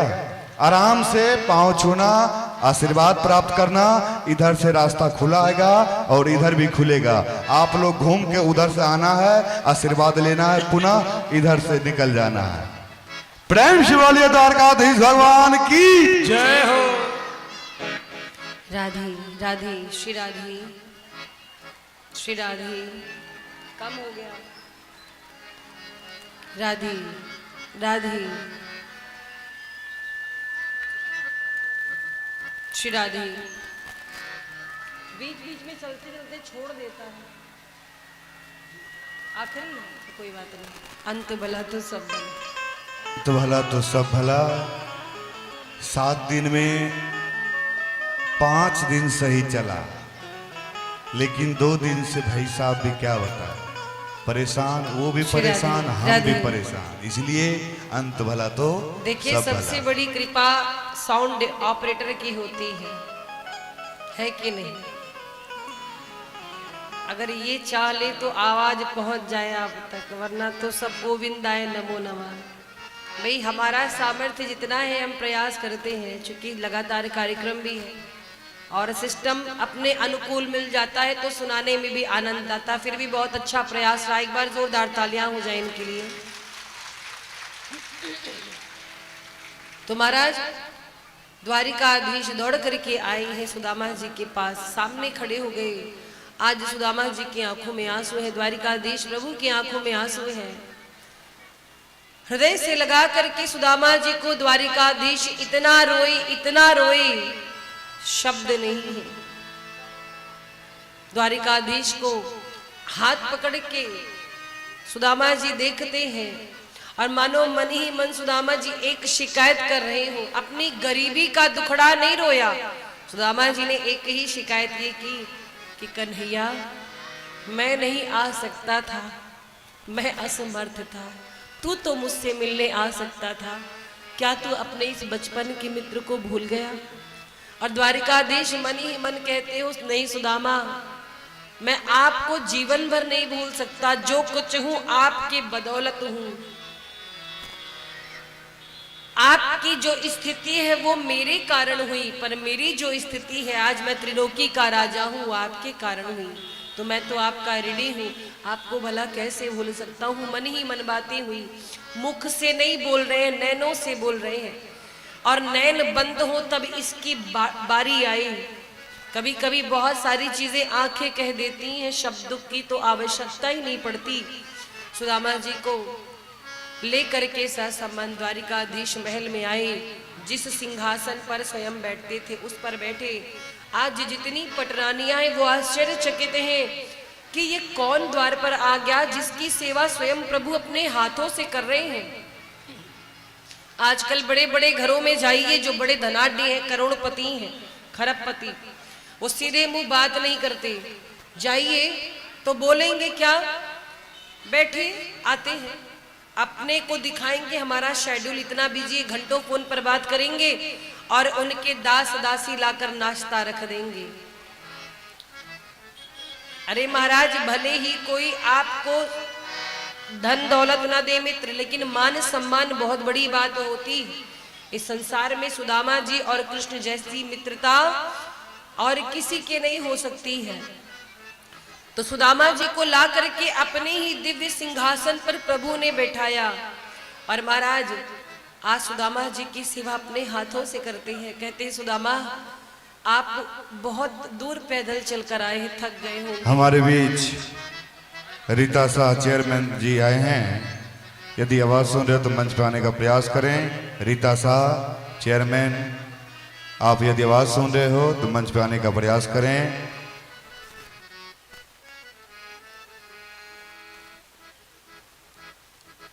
नाम लिया गया है, आप जल्द से जल्द मंच पे आने का प्रयास करें। रीता शाह जी चेयरमैन।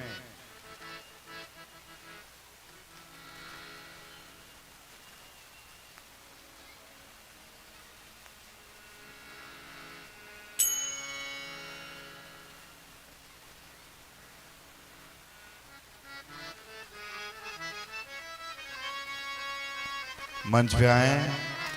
ठाकुर जी को पुष्प अर्पित, व्यास जी द्वारा जो भी सम्मानित हो।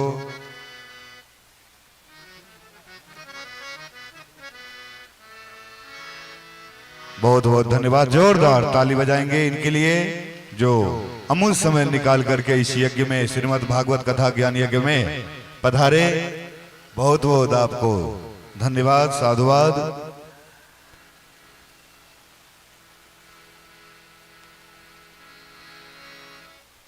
जोरदार आप लोग ताली से स्वागत करेंगे।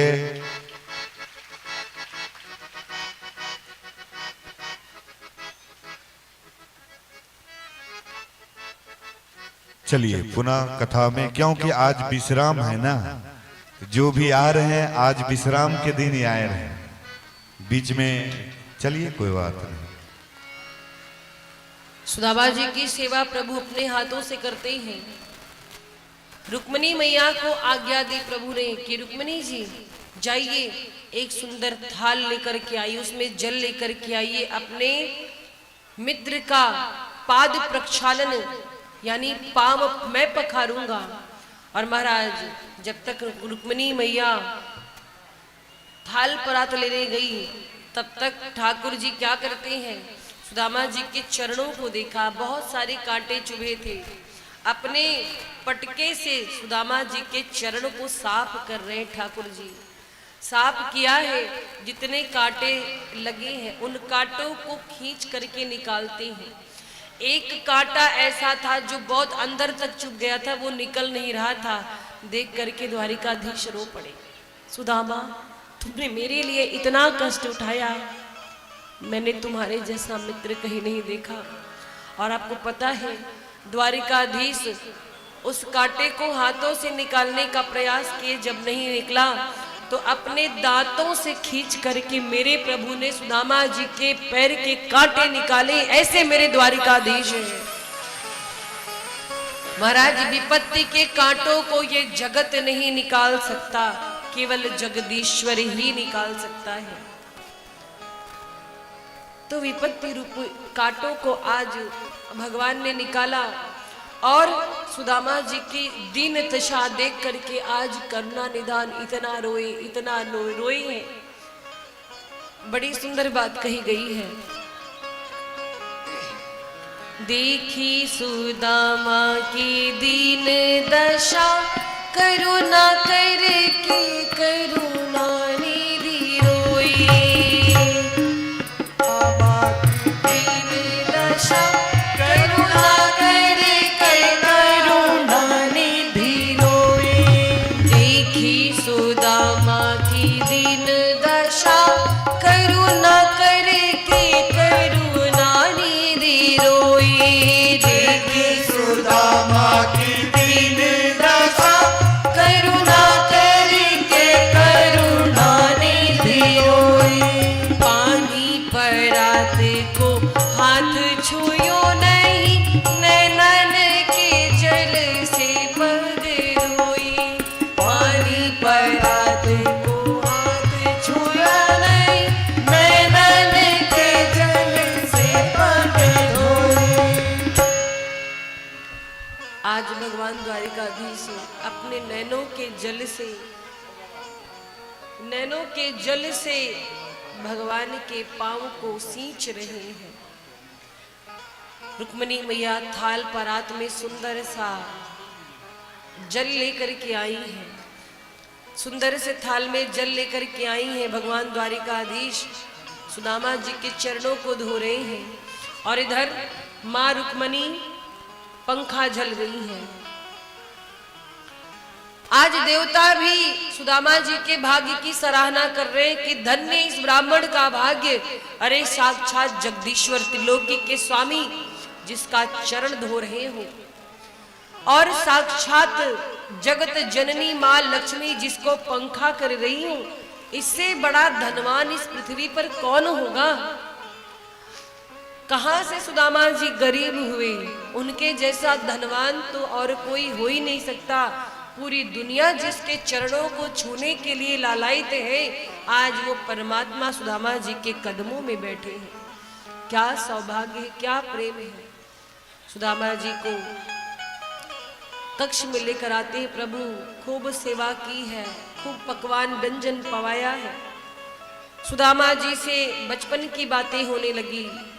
सुदामा जी से बातें होती हैं बाल्यावस्था की, किस प्रकार से हम बाल्यावस्था में खेलते थे, गुरु के आश्रम में रहते थे।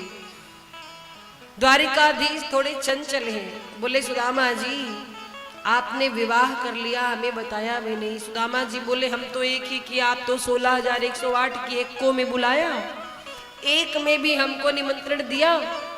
द्वारिकाधीश कहते क्या बताओ, सब इतनी जल्दी जल्दी में हुआ। अच्छा भाभी जी कैसी हैं? भाभी जी ने मेरे लिए तो कुछ भेजा होगा। सुदामा जी घबरा गए, कितनी सारी रानियां खड़ी हैं, इतना बड़ा महल है और इस महल में कैसे पोटली मैं खोलूं, संकोच हो रहा है। द्वारिकाधीश कहते कहिए सुदामा जी भाभी जी ने कुछ तो भेजा होगा, खाली हाथ तो आप आए नहीं होंगे। सुदामा जी घबरा गए, पोटली छिपाने लगे। तब तक द्वारिकाधीश ने पोटली छीन ली। अरे लाइए, इधर लाइए, देखूं तो भाभी ने क्या भेजा है। और महाराज जैसी पोटली खोली तो देखा चावल। सभी जो रानियां हैं सोच रही क्या है, क्या हो रहा है। द्वारिकाधीश ने पोटली खोली, उठा करके चावल को एक मुट्ठी बनाया और अपने मुख में रखा और कहा आहा, इस चावल के सामने 56 भोग भी बेकार है। वाह सुदामा जी, भाभी ने क्या स्वादिष्ट व्यंजन भेजा है। एक मुट्ठी चावल लेकर के मुख में रखा प्रभु ने और मन ही मन संकल्प किया, जाओ सुदामा तुम्हारे नाम में एक लोक करता हूं, एक लोक तुम्हारे नाम हुआ। दूसरी मुट्ठी उठाई, दूसरा लोक सुदामा जी के नाम कर दिया। तीसरी मुट्ठी उठाने चले तो रुक्मिणी मैया ने हाथ पकड़ लिया, बस प्रभु चावल कच्चे हैं, नुकसान हो जाएंगे, आपको नुकसान करेंगे। और ये कह कर के रुक्मिणी जी ने हाथ पकड़ा। अब रुक्मिणी जी और द्वारिकाधीश का संकेत में वार्ता हो रही है। रुक्मिणी जी कहते प्रभु सब इसी को दे देंगे, ब्राह्मण को, सुदामा जी को, तो हम आप कहाँ रहेंगे? 2 लोग तो आप पहले से ही नाम कर चुके हैं। द्वारिकाधीश कहते हैं देवी तुम तो अंतर्यामी हो, आंख बंद करो और देखो सुदामा क्या लेकर के आया है। सुदामा के घर 2-3 दाने चावल थे, वही उसकी पूरी संपत्ति थी। वो भी उधार मांग करके 2-4 घरों से अपनी पूरी संपत्ति मिलाकर उसने हमें दी है। तो अभी हमारी पूरी संपत्ति का एक भाग तो बाकी है, उसने अपनी पूरी संपत्ति दी, तो धर्म ये बनता है कि हम भी अपना सब कुछ न्योछावर करें। तो देवी अभी तो मैंने 2 ही लोक दिए, तीसरा तो बाकी है। रुक्मिणी जी मुस्कुराती है, प्रभु आप महान, आपकी महिमा कौन जाने। और इस प्रकार से भगवान ने सुदामा जी को अतुलित संपत्ति प्रदान की, पर कहा नहीं। सुदामा जी से कहते हैं ठाकुर जी कि हमारी सभी रानियों को आप आशीर्वाद दीजिए, आप ब्राह्मण हैं और मैं ब्राह्मणों की पूजा स्वयं करता हूँ। सारी पटरानियां आई, आकर प्रणाम किया। सुदामा जी आशीर्वाद देने लगी, सौभाग्यवती भव, सौभाग्यवती भव, पुत्रवती भव। अब महाराज रानियों की संख्या रुक ही नहीं रही है। 2, 4, 8, 10, 12, 14, 16, 18 करते करते 100 पहुंचे। सौभाग्यवती भव। अब ये हाथ थक गया तो दूसरे हाथ से सौभाग्यवती भव, पुत्रवती भव। 400-500 की संख्या निकल गई तो दोनों हाथ दुखने लगा, तो मुख से कहते हैं सौभाग्यवती भव, पुत्रवती भव। कहते कन्हैया ये तो रानियों की संख्या ही नहीं रुक रही, मेरा हाथ दुखने लगा। ठाकुर जी कहते अभी तो सब आ ही रही, आशीर्वाद दो आप। महाराज सौभाग्यवती भव, पुत्रवती भव कहते कहते सुदामा जी लास्ट में केवल कहते भव भव भव। ठाकुर जी ने देखा कि स्थिति विचित्र है तो क्या किया, बोले ऐसा है कि हम इन सबके पति हैं, आप मुझे को आशीर्वाद दे दो। पतियों को आशीर्वाद मिलता है तो नारियों को मिल जाता है, आप सारा पुण्य हमें ही दे दो, हम सबको बांट देंगे। तो इस प्रकार से सुदामा जी ने कृपा की। सुदामा जी आशीर्वाद देते हैं। जाने का समय हुआ, कोई दूसरा हो इतना बढ़िया रहने को मिल जाए, खाने को, तो वहीं पे डेरा डाल दे। जब तक कोई भगा न दे कि चले जाओ तब तक आदमी डोलता नहीं है। कुछ लोग होते फ्री का मिल गया तो हटने का नाम नहीं लेते। पर सुदामा जी कौन है, अपनी इंद्रियों पर विजय प्राप्त कर चुके हैं। सुदामा जी ने मन में सोचा 2-4 दिन हो गए, बस बहुत हो गया, अब मैं चलता हूँ अपनी नगरी, अपनी कुटिया की ओर। सुदामा जी द्वारिकाधीश से विदा लेते हैं, कान्हा मैं चलता हूँ। द्वारिकाधीश कहते हैं ठीक है सुदामा जी चलिए, फिर मिलेंगे। और महाराज जाने लगे। सुदामा जी मन में सोचते अच्छा हुआ कुछ दिया नहीं, दे देता तो फिर मित्रता बराबरी की ना होती, तब ये दे करके बड़ा बन जाता और मैं मांग करके छोटा। अच्छा हुआ कृष्ण ने मुझे कुछ दिया नहीं। सुदामा जी आए और देखा उनकी कुटिया गायब, कुटिया है ही नहीं। अब परेशान हो गई कि इस नगर में तो हमारी कुटिया थी, खोज रही कुटिया नहीं मिल रही। किसी से पूछा भाई साहब हम है सुदामा, हमारी यहाँ एक कुटिया थी और मेरी पत्नी की 2 चुटिया थी, कहाँ गई सब, कोई दिख नहीं रही। अब महाराज कुटिया तो गायब, कुटिया की जगह बढ़िया आलीशान महल बना हुआ है। तब तक सुशीला 3-4 दासियों के साथ बढ़िया श्रृंगार की आरती की थाल लेकर आई। स्वामी अरे इधर आइए। सुदामा जी कहते बहन जी आप कौन? कहती अरे अपनी पत्नी को नहीं पहचानते हो, मैं आपकी पत्नी सुशीला। सुदामा जी को भरोसा ही नहीं हो रहा, बोले आपकी चुटिया कहाँ गई, ये इतना बढ़िया आभूषण श्रृंगार ये सब कैसे हो गया। सुदामा जी की बात सुनकर सुशीला जी कहती हैं अरे मैं ही आपकी पत्नी हूँ, आप विश्वास करिए। सुदामा जी मानने को ही तैयार नहीं थे, सोचे कोई सुदामा सेठ होंगी, उनकी पत्नी होंगी। तब क्या हुआ, बच्चों को बुलाया गया। बच्चों ने जब बाबा बाबा कह करके गले लगाया तब कन्फर्म हुआ कि ये मेरी पत्नी है। सुदामा जी कहते ये सब कैसे हुआ? सुशीला जी कहती हैं द्वारिकाधीश की कृपा। सुदामा जी यहाँ पर दुखी हुए, इसीलिए तुमने मुझे भेजा था, इसीलिए मैं नहीं जा रहा था। मुझे नहीं रहना, तुम्हें महल चाहिए थे, तुम महलों में रहो, मुझे नहीं रहना।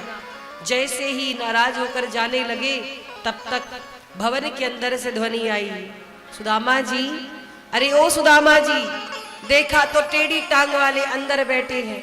सुदामा जी कहते, प्रभु आप यहाँ? द्वारिकाधीश कहते, मैं कहाँ नहीं हूँ सुदामा जी, आपको क्या लगा मैंने आपको खाली हाथ भेजा है? और सच पूछिए तो मैंने आपको कुछ नहीं दिया, आपने जो मुझे दिया मैंने आपको उसका आधा भी नहीं दिया। और भगवान कृष्ण कहते हैं, पत्रम पुष्पम फलम तोयम यो में भक्त्या प्रयच्छति, पत्रम पुष्पम फलम तोयम यो में भक्त्या प्रयच्छति। जो भी प्रेम से मुझे एक पत्र पुष्प अर्पित कर देता है, मेरे लिए वही सबसे बड़ी बात है, मुझे कुछ नहीं चाहिए, बस आप एक पत्र, एक तुलसी का पत्ता हमें भोग लगा दो, चढ़ा दो, हम स्वीकार कर लेंगे। तो महाराज सुदामा जी पर प्रभु ने कृपा की है। जब प्रभु ने कहा, सुदामा जी ये मैंने अपनी इच्छा से दिया है, ये प्रसाद इसे स्वीकार कीजिए, तब सुदामा जी ने स्वीकार किया है। तो सुदामा जी पर जब प्रभु कृपा कर सकते हैं तो हम दीनों पर क्यों नहीं कर सकते हैं? बस भाव वैसा होना चाहिए। बोली द्वारिकाधीश भगवान की। और महाराज इस प्रकार से सुदामा जी पर कृपा की है। सुखदेव जी कथा सुनाते हैं कि एक बार की बात है, द्वारिका में विराजे जितने भी संत हैं, ऋषि हैं, सबने द्वारिकाधीश से कहा कि सूर्य ग्रहण में स्नान करने चले। और स्नान करने के लिए कहाँ गए? कुरुक्षेत्र। तो वहां पर स्नान करने के लिए गए हैं। सूर्य ग्रहण लगा हुआ था, ग्रहण काल में स्नान का विशेष महत्व होता है। तो द्वारिका से भी लोग गए, उधर ब्रजवासी भी आए, नंद बाबा, यशोदा मैया, और इधर द्वारिका से जितनी पटरानियां हैं सब आई हैं। पांडव भी मां कुंती के साथ पधारे। तो ग्रहण काल में सब स्नान के लिए पहुंचे और वहां पर एक दूसरे से मिले हैं। देवकी मैया कहती है, कान्हा मैंने सुना है तू भगवान है, तू मेरी एक मनोकामना पूर्ण कर दे।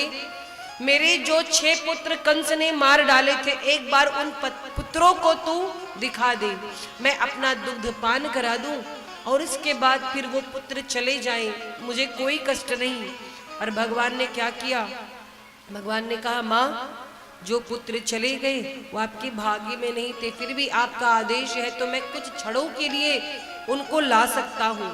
अपने 6 मृत भाइयों को ठाकुर जी ने कुछ क्षणों के लिए जीवित किया, आए और उन सबको माँ देवकी ने दुग्धपान कराया। फिर वो सभी प्रस्थान करते हैं भगवान के धाम में।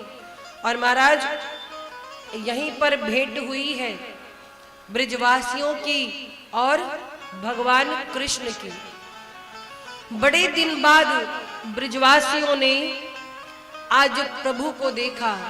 जितनी रानियां थीं उन्होंने राधा जी के बारे में सुना था, पर राधा जी को देखा नहीं था। देखिए एक बात और, एक प्रश्न आता है, समय का अभाव है, मैं बहुत अधिक विस्तार से नहीं कहूंगी क्योंकि हरि अनंत है, उनकी कथा अनंत है। पर एक प्रश्न आता है कि जब भगवान कृष्ण का विवाह रुक्मिणी जी से हुआ तो राधा रानी के साथ उनका मंदिर क्यों बना होता है ना? हर जगह मंदिर में राधा जी दिखती हैं। इसकी एक छोटी सी कथा है, हम आपको सुनाते हैं। वॉल्यूम बढ़ाइए भैया, बहुत कम हो गया है। राधा जी कौन थी? राधा जी वास्तव में कृष्ण जी से अलग नहीं है, कृष्ण जी की ही शक्ति है, मानो कृष्ण जी का ही दूसरा स्वरूप राधा जी का है। और एक चर्चा आती है, जब त्रेता युग में प्रभु लंका विजय प्राप्त करके आए, जानकी जी धरती में समा गई थी, तो अपने जीवन के अंत समय में राम जी ने एक यज्ञ किया। उस यज्ञ का शर्त था कि पत्नी साथ होनी चाहिए, वो यज्ञ बिना पत्नी के नहीं हो सकता। तो संतों ने कहा, ब्राह्मणों ने कहा कि आप एक काम करिए, आप ये यज्ञ करिए और पत्नी के स्थान पर सोने की जानकी बनवा कर रख दीजिए, सोने की जानकी बनवा दीजिए और आपका यज्ञ हो जाएगा। तो स्वर्ण की जानकी बनाई गई, सोने की जानकी जी बनाई गई, उनके अंदर मंत्रोच्चारण के द्वारा प्राण डाले गए। यज्ञ आरंभ हुआ, यज्ञ हुआ, संपन्न होने के बाद पूछा गया कि जो सोने की जानकी इनका क्या किया जाए, तो कहा गया कि इनको प्रवाहित कर दो समुद्र में, नदियों में। जैसे प्रवाहित करने की बात आई, वो सोने की जानकी रोने लगी, प्रभु मेरे साथ ये अन्याय क्यों? हूं तो मैं आपकी पत्नी, आपने अभी अभी यज्ञ में पत्नी का स्थान मुझे दिया है, पर मुझे क्यों फेंक रहे हैं, क्यों प्रवाहित कर रहे हैं? तो क्या कहा? राम जी कहते, देवी आप तो हो मेरी पत्नी ही, पर आप नकली जानकी हो, स्वर्ण की जानकी हो, और मैं हूं मर्यादा पुरुषोत्तम।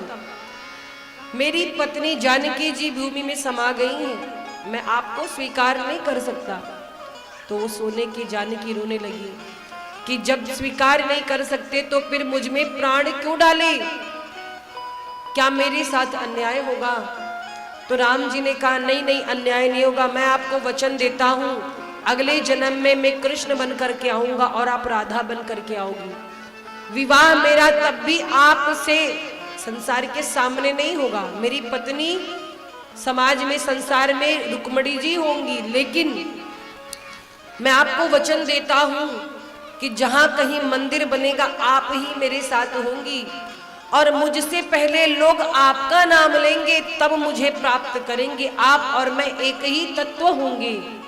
तो वही स्वर्ण की जानकी द्वापर में राधा जी बनकर आई। भाई तो महाराज आज प्रभास क्षेत्र में सब एक दूसरे से मिले हैं। जितनी रानियां हैं प्रभु की, सबने राधा जी के बारे में सुना था, राधा जी और कृष्ण जी के प्रेम के बारे में तो परीक्षा लेनी चाहिए। क्या किया? जितनी पटरानियां हैं सबने राधा जी को बुलाया एक कक्ष में और कहा कि राधा जी, हमने सुना है आप और कृष्ण जी वास्तव में एक दूसरे से बहुत प्रेम करते थे। राधा जी मौन है, कुछ बोलती नहीं। तो रानियों ने क्या किया? एक लोटा गर्म दूध जलता हुआ लाकर राधा जी को दिया, कहा इसको पी लीजिए। ये राधा जी के प्रेम की परीक्षा हो रही थी। परीक्षा तो भगवान को भी देना पड़ा। भाई तो क्या हुआ? राधा जी से कहा ये गर्म दूध पी लीजिए। राधा जी आई, राधा जी ने मना कर दिया दूध पीने से। राधा जी कहती है, जब से श्याम सुंदर गोकुल छोड़ करके गए तब से गाय का दूध पीना क्या मैंने देखना छोड़ दिया? पटरानियों ने झूठ बोला, कहते ये दूध आपके लिए भगवान कृष्ण ने ही भेजा है, ये उनका प्रेम है। जब राधा जी ने सुना कि कृष्ण जी ने दूध भेजा है तो राधा जी ने गरम खौलता हुआ दूध पी लिया। और दूध पीने के बाद क्या हुआ महाराज? राधा जी दूध पी करके चुपचाप लोटा रखकर चली गई। थोड़ी देर बाद भगवान कृष्ण आए, उनके पाँव में लाल लाल बड़े बड़े छाले निकल आए। पटरानियां कहती हैं, ये बताइए स्वामी आपके पाँव में छाले कैसे हो गए? द्वारिकाधीश कहते हैं, अभी भी आपने राधा जी को गरम दूध पिलाया था। हाँ तो हमने राधिका जी को गरम दूध पिलाया था, आपको छाले क्यों पड़े? ठाकुर जी कहते, राधा जी के हृदय में हमारे चरण हैं, जब दूध से उनका हृदय जला तो हमारे चरण भी जल गए। ये है राधे और कृष्ण का प्रेम। बोली राधे रानी सरकार की। ओ सांवरे, ओ सांवरे, ओ सांवरे, ओ सांवरे,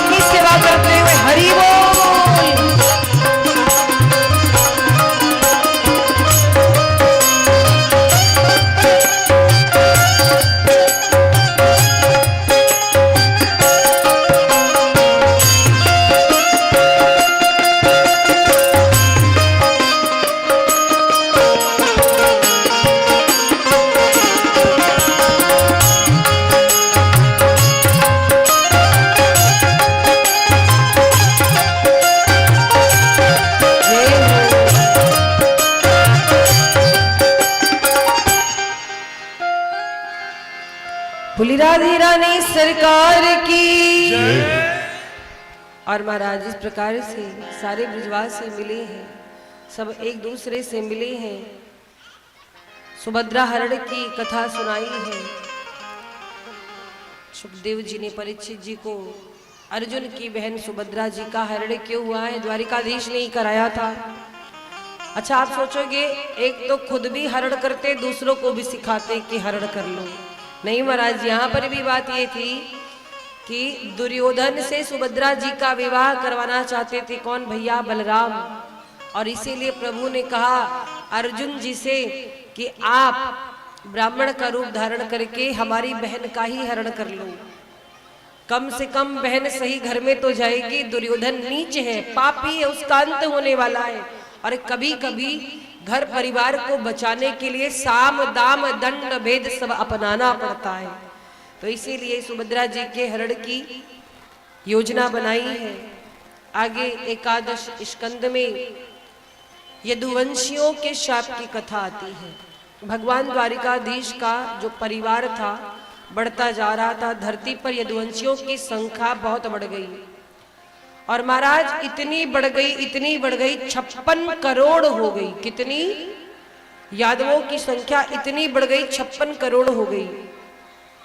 तो द्वारिकाधीश ने सोचा कि आगे चल करके जो यदुवंशी है ये पृथ्वी पर भार स्वरूप हो जाएंगे। अब लीला संवरण का समय आ चुका है, लीला संवरण का समय आया है। तो क्या किया द्वारिकाधीश ने? यदुवंशियों के समाप्ति की योजना बनाई। चातुर्मास के लिए दुर्वासा आदि ऋषि आए, द्वारिका में ठहरे। और जामवंती का जो पुत्र है बड़ा ही सुंदर है। तो जामवंती जी का पुत्र है, सांब नाम है, वो बड़ा सुंदर था। उन सब ने आपस में एक योजना बनाई, कितने सारे संत आए हैं, चलो इनकी परीक्षा लेते, इनके ज्ञान की। जामवंती के पुत्र सांब को पेट में कपड़ा बांधकर साड़ी पहना दी गई। और सारे जो बालक थे वो आए ऋषियों के पास, बोले बाबा जी जरा देखिए, ये हमारी भाभी है,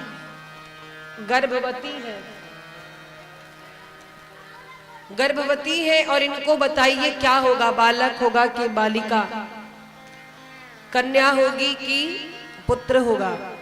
अब जो ऋषि थे बहुत देर से देख रहे हैं, कुछ है ही नहीं तो बताएं क्या।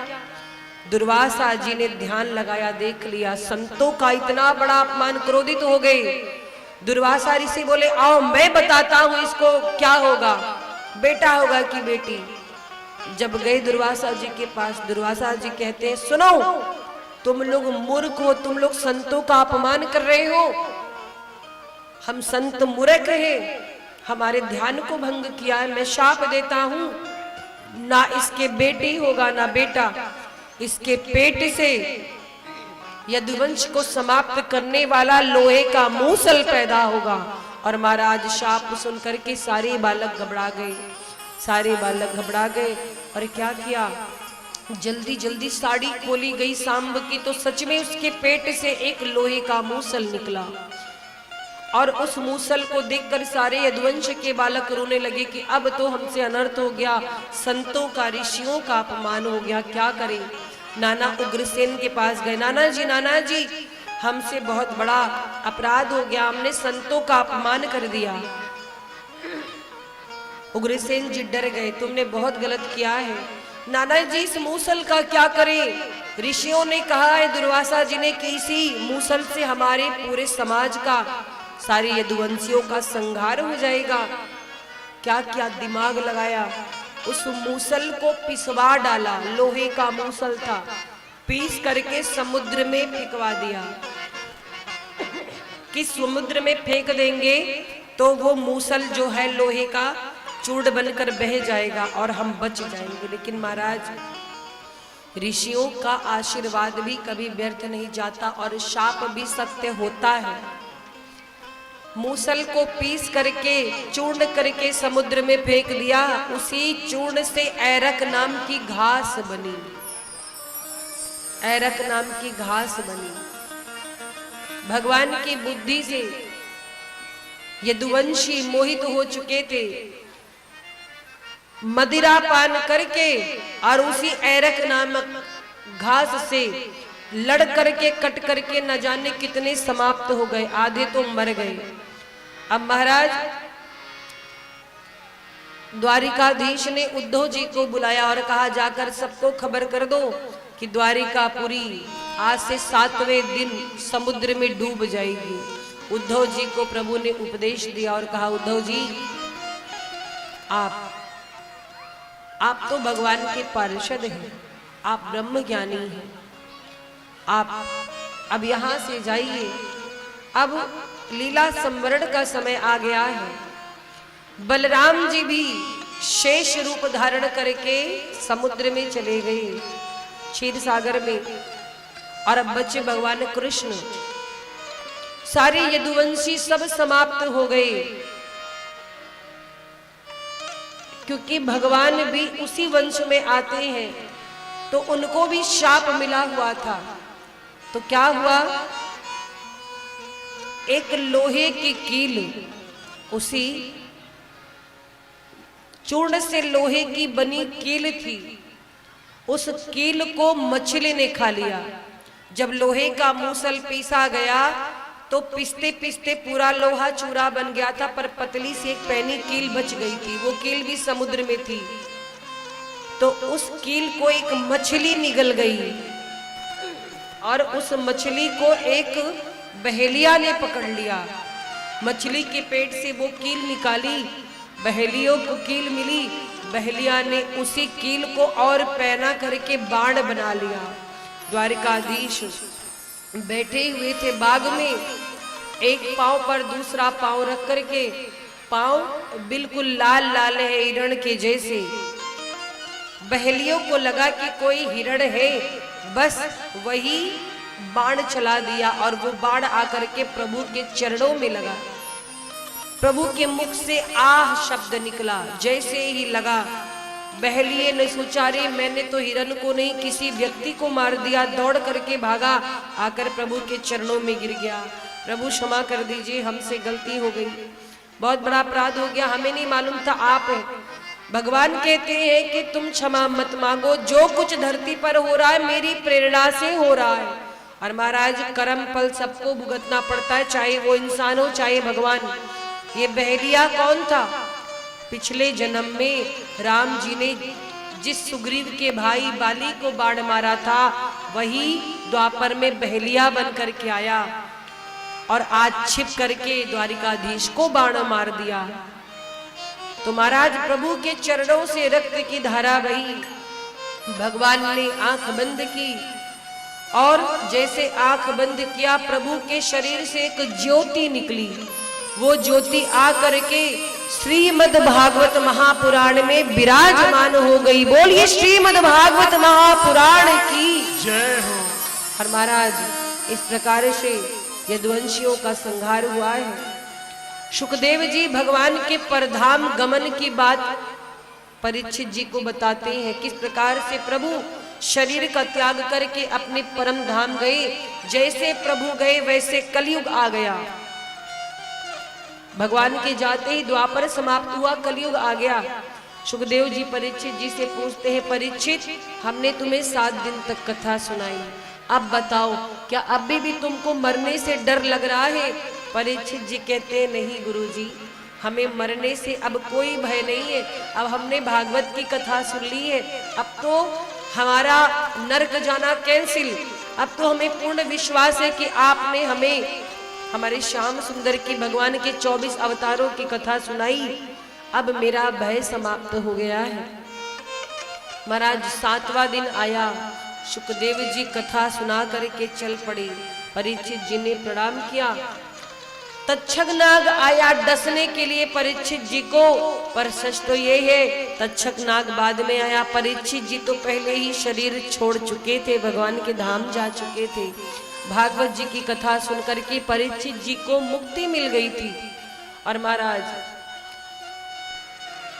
तक्षक नाग ने परीक्षित जी को डसा उनके पुत्र जन्मेजय को लगा कि नाग के द्वारा मेरे पिताजी की मृत्यु हुई, पर वास्तव में परीक्षित जी तो कथा सुनने के बाद ही मुक्त हो चुके थे। आगे कथा आती है, जन्मेजय ने सर्प यज्ञ किया, लेकिन सबने रोका कि सर्पों का कोई दोष नहीं। परीक्षित जी को ऋषि का शाप मिला था और ऋषि शाप के कारण, प्रारब्ध के कारण परीक्षित जी को इस प्रकार से परमधाम जाना पड़ा। शाप ना मिलता तो भगवान श्याम सुंदर कृपा ना करते, और कृपा ना करते तो सुखदेव जी गुरु के रूप में ना मिलते। तो इस प्रकार से परीक्षित जी के मोक्ष की कथा सुनाई है सुखदेव जी ने। आगे महाराज सुखदेव जी कलयुग की आयु और उसके गुण दोषों की चर्चा करते हैं और इस कलयुग से बचने का उपाय बताते हैं। केवल एक उपाय है। क्या उपाय है? भगवान का भजन, भगवान का ध्यान।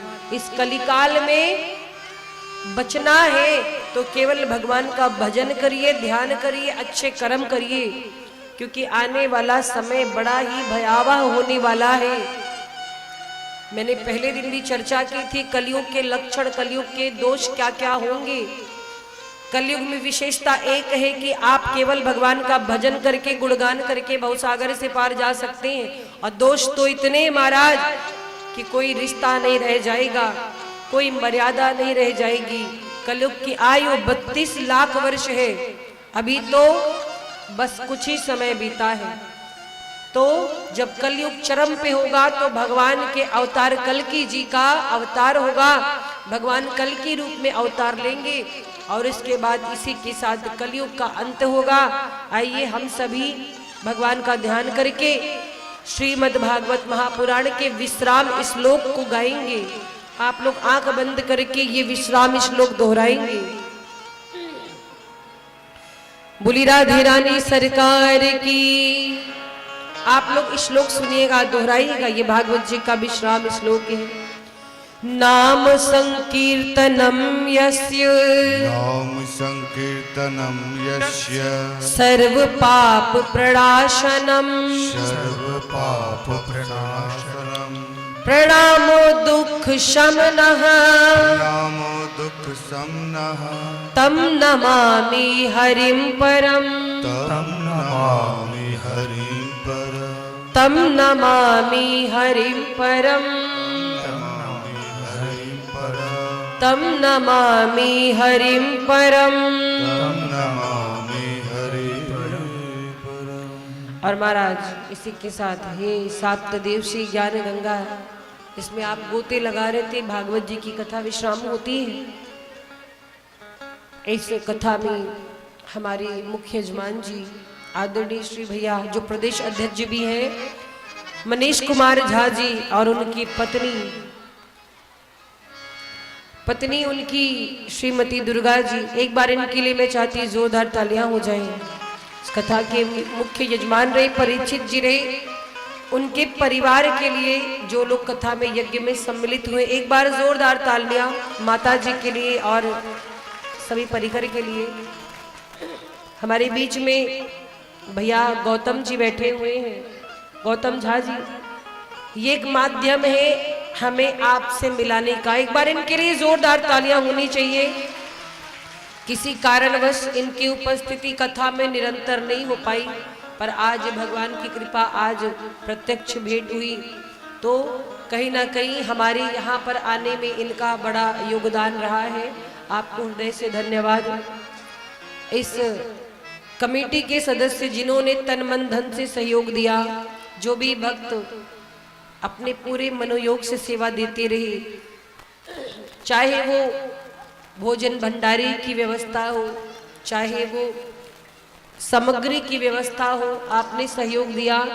तो जितने भी कमेटी के सदस्य हैं, नाम तो मुझे सबका नहीं पता, पर मैं सबको सामूहिक रूप से धन्यवाद करती हूँ। एक बार जोरदार तालियां होनी चाहिए। हम लोग जिनके यहाँ ठहरे हैं उनका नाम है, सब लोग झूना भैया कहते हैं, और विवेकानंद महतो जी। एक बार उनके और उनकी धर्मपत्नी बिटिया, सबके लिए जोरदार तालियां। 7 दिनों तक बहुत सुंदर सेवा की है। ये सब बड़ा अच्छा लगा, आप सभी का भाव। यज्ञाचार्य जी और जो भी माताएं अपने अपने स्थान पे रहें, जब बोला जाएगा यहाँ से सूचना होगा तभी कुछ होगा आगे कार्यक्रम। अभी कोई नहीं मंच पे आएंगे। इस कार्यक्रम में यज्ञाचार्य जी हमारे काशी से पधारे विद्वान वेद प्रकाश पांडे जी, जिनको आप जानते भी हैं। एक बार आचार्य जी के लिए जोरदार तालियां। 18,000 श्लोकों का पारायण, वेदी पूजन, सारा कार्य इन्होंने किया है। अवध धाम से पधारे हमारे आचार्य जी मुकेश जी, एक बार इनके लिए जोरदार तालियां होनी चाहिए। और हमारी इस मंडली के लिए हारमोनियम पे बैठे सेवा दे रहे अभिनव पाठक जी, बहुत सुंदर सहयोग रहा। इनके लिए करतल ध्वनि से स्वागत करेंगे इनका। और संगीताचार्य जो तबले पे संगत कर रहे हैं, इनका एक काम नहीं बहुत सारा काम होता है।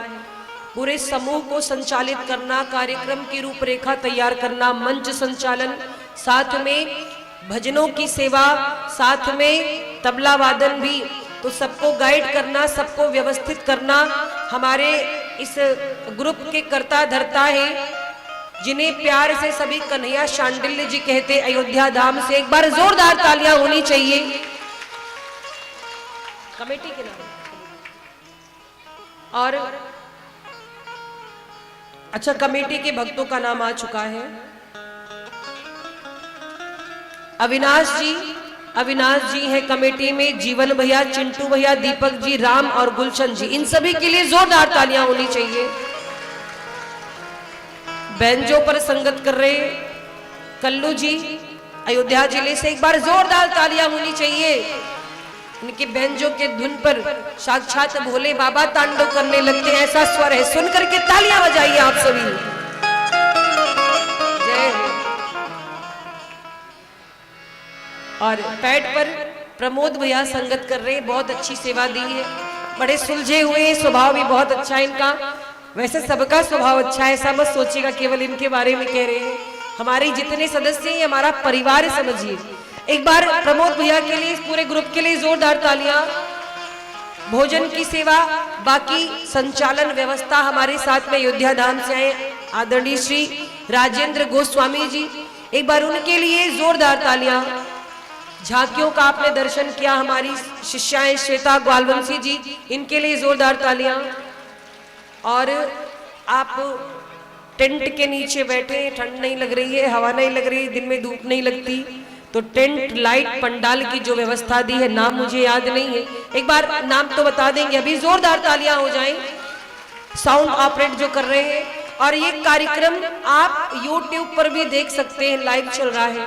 हम चले भी जाएंगे तो भी आप हमें YouTube पे पा जाएंगे, हम कहीं नहीं जाएंगे, आपकी आंखों के सामने रहेंगे। जब आप मोबाइल खोलेंगे तो हम आपको मिल जाएंगे, लेकिन तब जब आप हमारे चैनल को सब्सक्राइब करेंगे।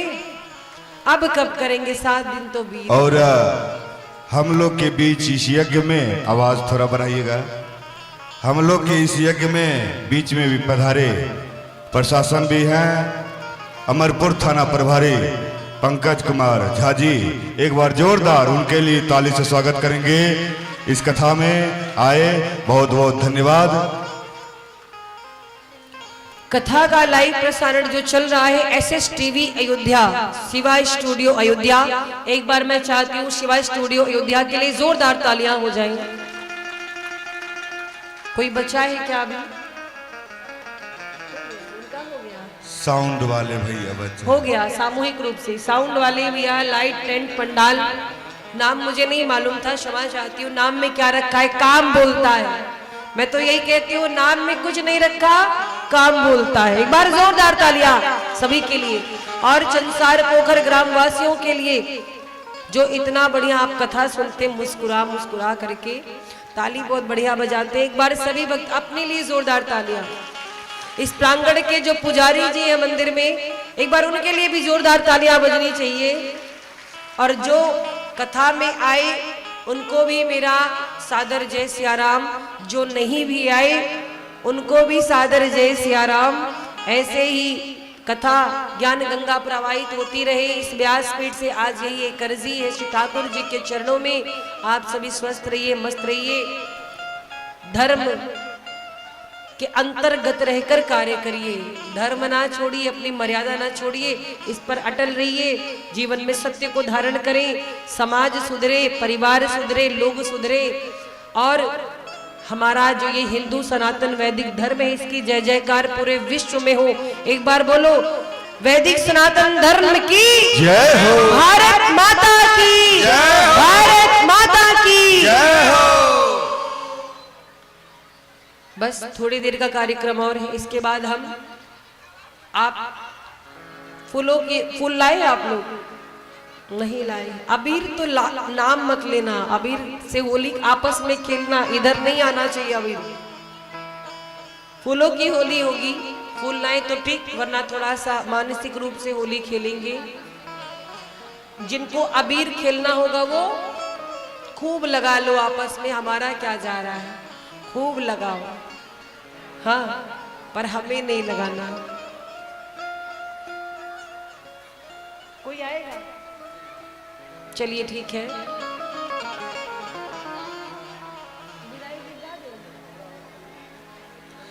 और बस चलते चलते मैं आप सभी से एक बात कहना चाहूंगी। आपने कथा सुनी 7 दिनों तक, कथा को जीवन में धारण करिएगा। अगर कुछ बुराइयां है तो उसको खुद से दूर करने का प्रयत्न करिएगा। जीवन में कोई भी बुराई हो, अगर आप मनन कर लो, संकल्प कर लो तो वो एक दिन दूर हो जाती, बस प्रयास आपको करना है।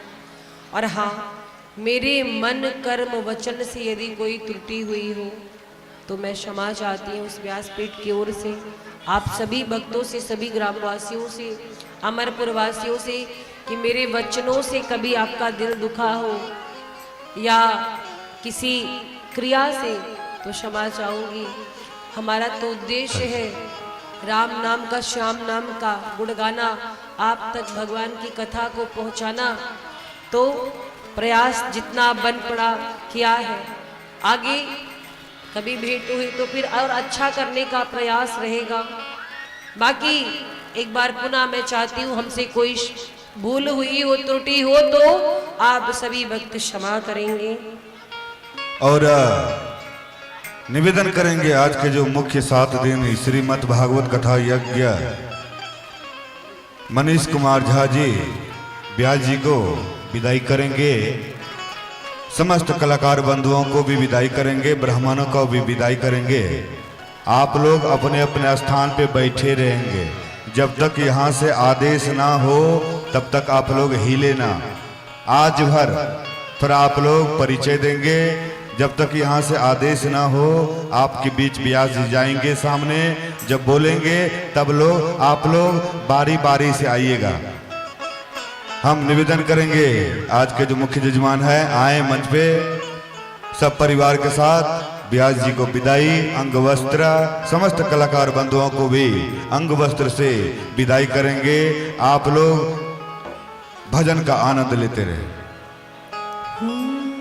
मिलन आज तक था हमारा तुम्हारा, वैसे आज तक था हमारा तुम्हारा, मिलन आज तक था हमारा तुम्हारा, मिलन आज तक था हमारा तुम्हारा, रही जिंदगी तो मिलेंगे दोबारा, रही जिंदगी तो मिलेंगे दोबारा, रही जिंदगी तो मिलेंगे दोबारा,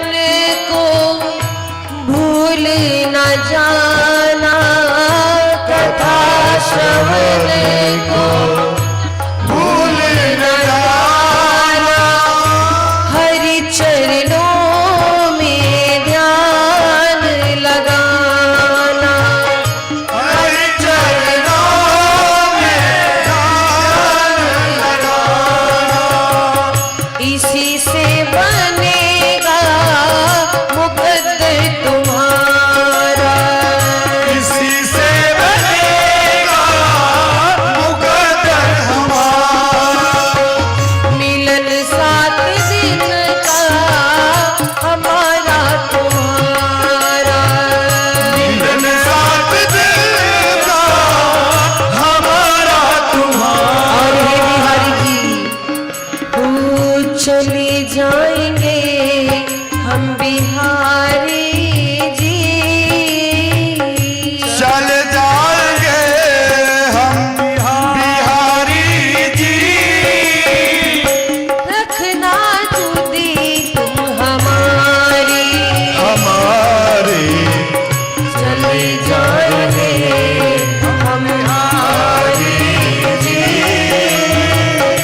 रखना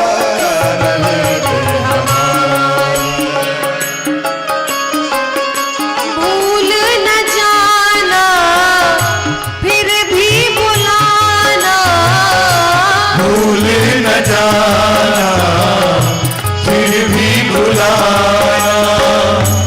इतनी अरज हमारी जी, चले जाएंगे हम बिहारी जी, चले जाएंगे हम बिहारी जी। रखना सुधी हमारी, हमारी चले जाएंगे हम बिहारी जी। रखना सुधी हमारी।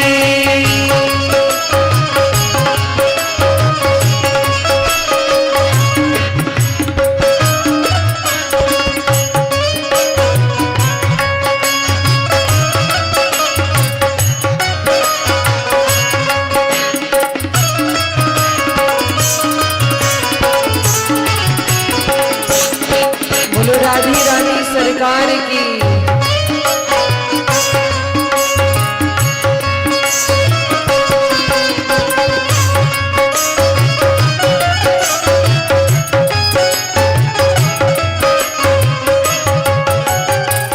मिलन 7 दिन का हमारा तुम्हारा, मिलन 7 दिन का हमारा तुम्हारा।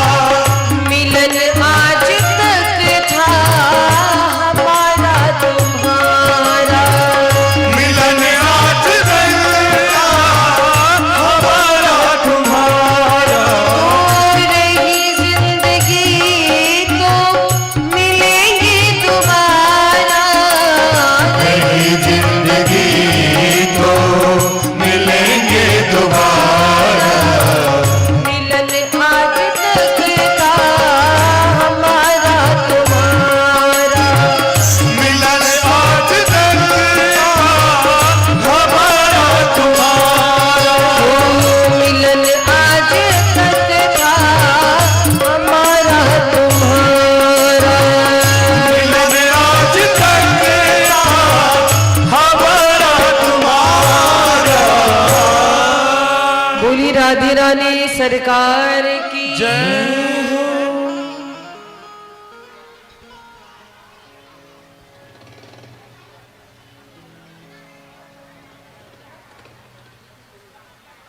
देखिए, कहा जाता है कि ये जो श्रीमद् भागवत की कथा है, ये वियोग की कथा है, मोह को समाप्त करने वाली कथा है। मोह नहीं करना चाहिए किसी से, पर महाराज एक बात और है, योग वियोग तो है जीवन में, लेकिन एक भाव प्रेम का होता है। प्रेम के आगे ज्ञान की सारी मर्यादा समाप्त हो जाती है। इसलिए ये कथा के प्रति आपका प्रेम है। कथा के प्रति आपका प्रेम देखकर बहुत अच्छा लगा। और आप सभी ऐसे आनंद में रहिए। एक छोटा सा भजन हम लोग मिल करके गाएंगे, तालियों की सेवा करेंगे, क्योंकि किसी को दुखी करके नहीं जाना चाहिए, ना किसी को दुखी करके विदा करना चाहिए, है ना। इसलिए हंसते हंसते विदाई होनी चाहिए। राधे राधे।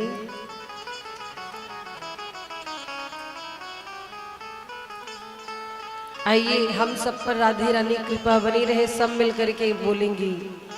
तीनों लोकन से न्यारी राधा रानी हमारी, तीनों लोकन से न्यारी राधा रानी हमारी, तीनों लोकन से न्यारी राधा रानी हमारी, तीनों लोकन से न्यारी राधा रानी हमारी, राधा रानी हमारी महारानी हमारी, राधा रानी हमारी महारानी हमारी, तीनों लोकन से न्यारी राधा रानी हमारी, तीनों लोकन से हमारी राधा रानी हमारी। दोनों हाथ उठा देंगे सभी पूरे पूरे हाथों को और तालियों की सेवा करते हुए। श्री राधे।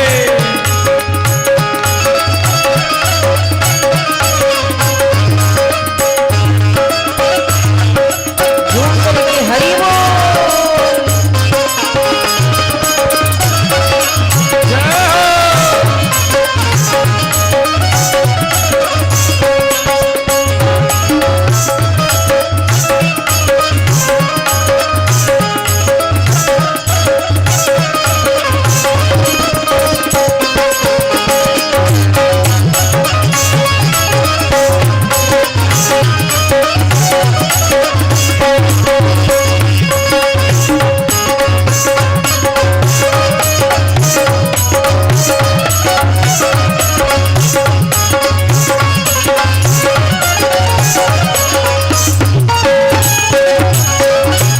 और ताली बजती रहनी चाहिए आपकी, ताली बंद ना हो, आखिरी है, इसके बाद नहीं बोलेंगे आपको। सनकादिक तीरो यश गावे, संकादिक तीरो यश गावे, ब्रह्मा विष्णु आरती उतारे, ब्रह्मा विष्णु आरती उतारे, इंद्र लगावे गुहारे, इंद्र लगावे गुहारे, ओ राधा रानी हमारी, तीनों लोकन से न्यारी राधा रानी हमारी, तीनों लोकन से न्यारी राधा रानी हमारी। श्री राधे। जय हो। जय हो।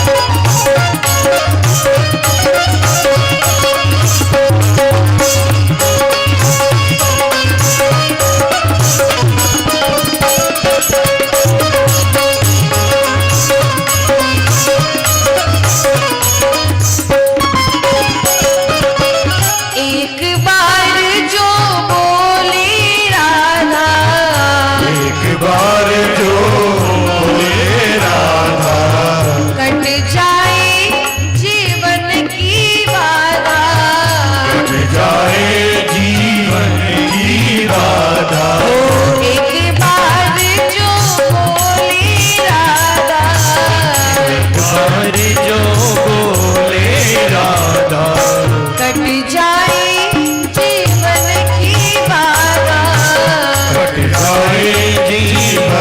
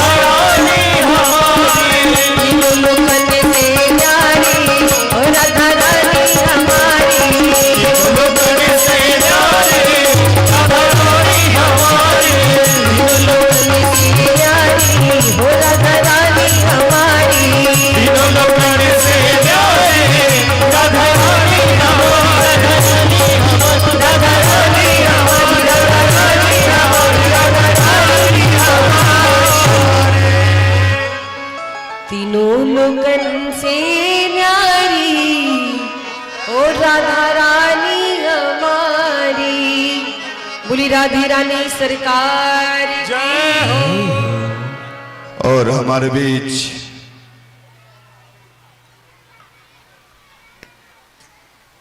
ताराडी पंचायत के मुखिया प्रशांत मंडल, आप मंच पे आए, बहुत बहुत धन्यवाद। अंत भला तो, अरे आप लोग एक बार बोलो, अंत भला तो नहीं आ पाए, नहीं आ पाए, आए तो आए, अंत में आए। जोरदार इनके लिए भी ताली से स्वागत करेंगे, हमारे प्रशांत मंडल मुखिया जी के लिए।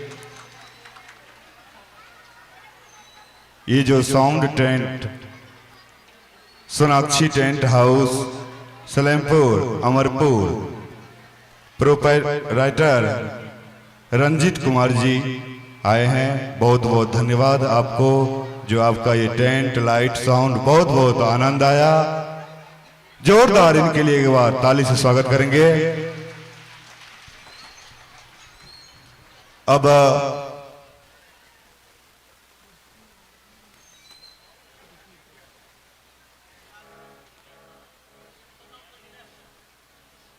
निवेदन करेंगे, हमारे रंजीत जी मंच पे आए, ठाकुर जी से आशीर्वाद लें। बहुत अच्छा रहा आपका साउंड टेंट, आप आए, ठाकुर जी से आशीर्वाद लें। ऐसे धर्म कार्य में अपना साउंड टेंट जो भी है आप दान भी करते रहिए और पैसा भी कमाते रहिए। जोरदार तालियां मुझे भी।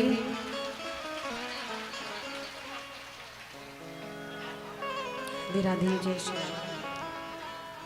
चलिए आप लोग अपने स्थान पे रहिएगा, संकीर्तन, उसके बाद आरती, आरती के बाद पांव छूने का आशीर्वाद का कार्यक्रम है। ध्यान से सुने, गेट खुल के तैयार है, किधर से आना है हमारे समिति का सदस्य बताएं, इधर से आना है और इधर से पांव छू के इधर निकलना है। आप लोग ध्यान रहेंगे, एक कुर्सी लगवा दीजिए उस पे, ब्यास जी के लिए एक कुर्सी वहां पे लगवा दें।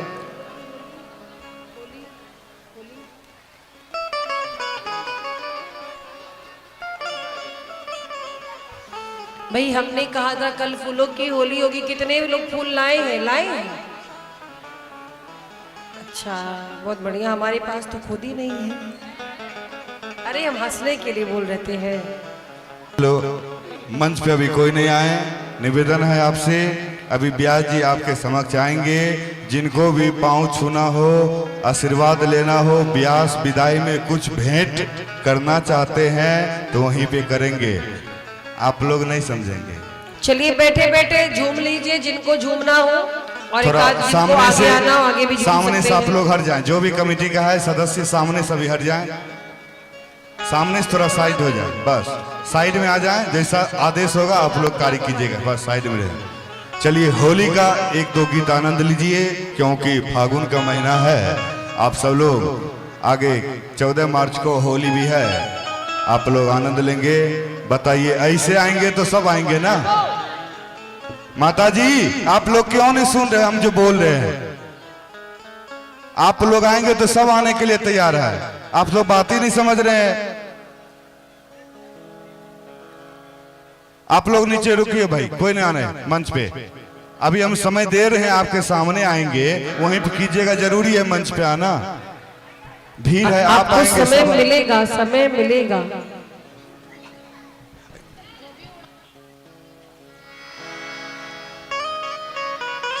चलिए होली का आनंद लीजिए, सभी लोग अपने अपने स्थान पे ही बैठे रहेंगे, अभी हम खड़े लोग कोई नहीं नीचे आ होगा। जाएंगे, उसके बाद अभी आप लोग बैठिए, बैठे बैठे होली का आनंद लीजिए। श्री राधे राधे।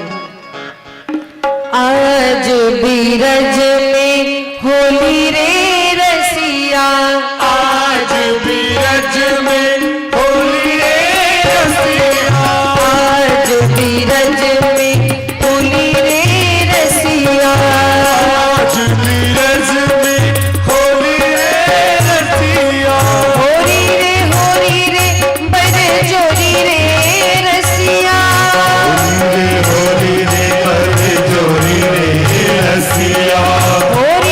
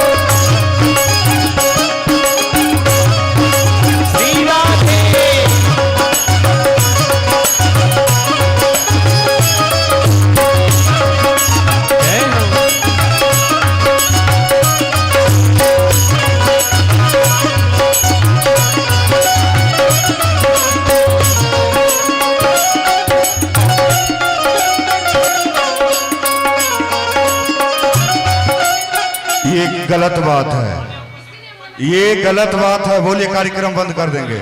आप लोग को इतना समझाए, आप लोग नहीं समझे ना। हाँ, चलिए, आप लोग के बीच व्यास जी आ रहे हैं, लेकिन आप पहले पीछे होइए, सभी लोग अपने पीछे हो जाइए। अरे इतना प्रेम से समझा दिए, लेकिन आप लोग नहीं समझे। लगता है पढ़े लिखे नहीं है क्या आप लोग? चलिए पीछे चलिए, जो भी माताएं सामने है पीछे चलिए। आप लोग नहीं होने दीजिएगा कार्यक्रम। चलिए पीछे चलिए आप लोग। मंच में इतना भीड़ क्यों लगा दिए? काहे भीड़ लगाए? सब लोग तो आ रहे हैं। जब आप लोग नहीं मानेगा तो सब लोग आएगा। हेलो, आप लोग पीछे होइए, पीछे होइए। अरे इतना प्रेम से आप लोग को समझा दिए तो भी आप लोग नहीं समझ रहे हैं। आप सभी से निवेदन किया गया, अपने स्थान पे खड़े होकर होली का आनंद लीजिए। अभी ऊपर ना आइए, क्योंकि एक व्यक्ति आएगा दूसरा नहीं आएगा तो आप यही कहोगे देवी जी भेदभाव करती। वो लोग कहोगे कि नहीं? तो आप ही के लिए भीड़ होगी, आपको कष्ट होगा। हम तो बैठे सही जगह, आपको तकलीफ होगी।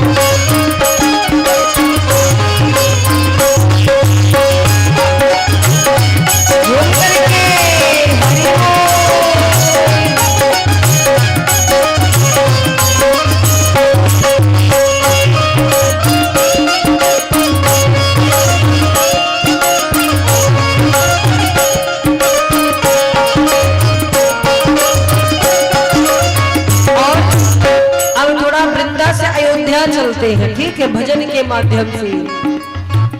मेरी झोपड़ी के भाग आज जाग गए हैं, राम आए हैं। मेरे झोपड़ी के भाग आज जाग गए हैं, राम आए हैं। मेरी झोपड़ी के भाग आज खुल गए हैं, राम आए हैं। मेरे झोपड़ी के भाग आज खुल गए हैं, राम आए हैं। राम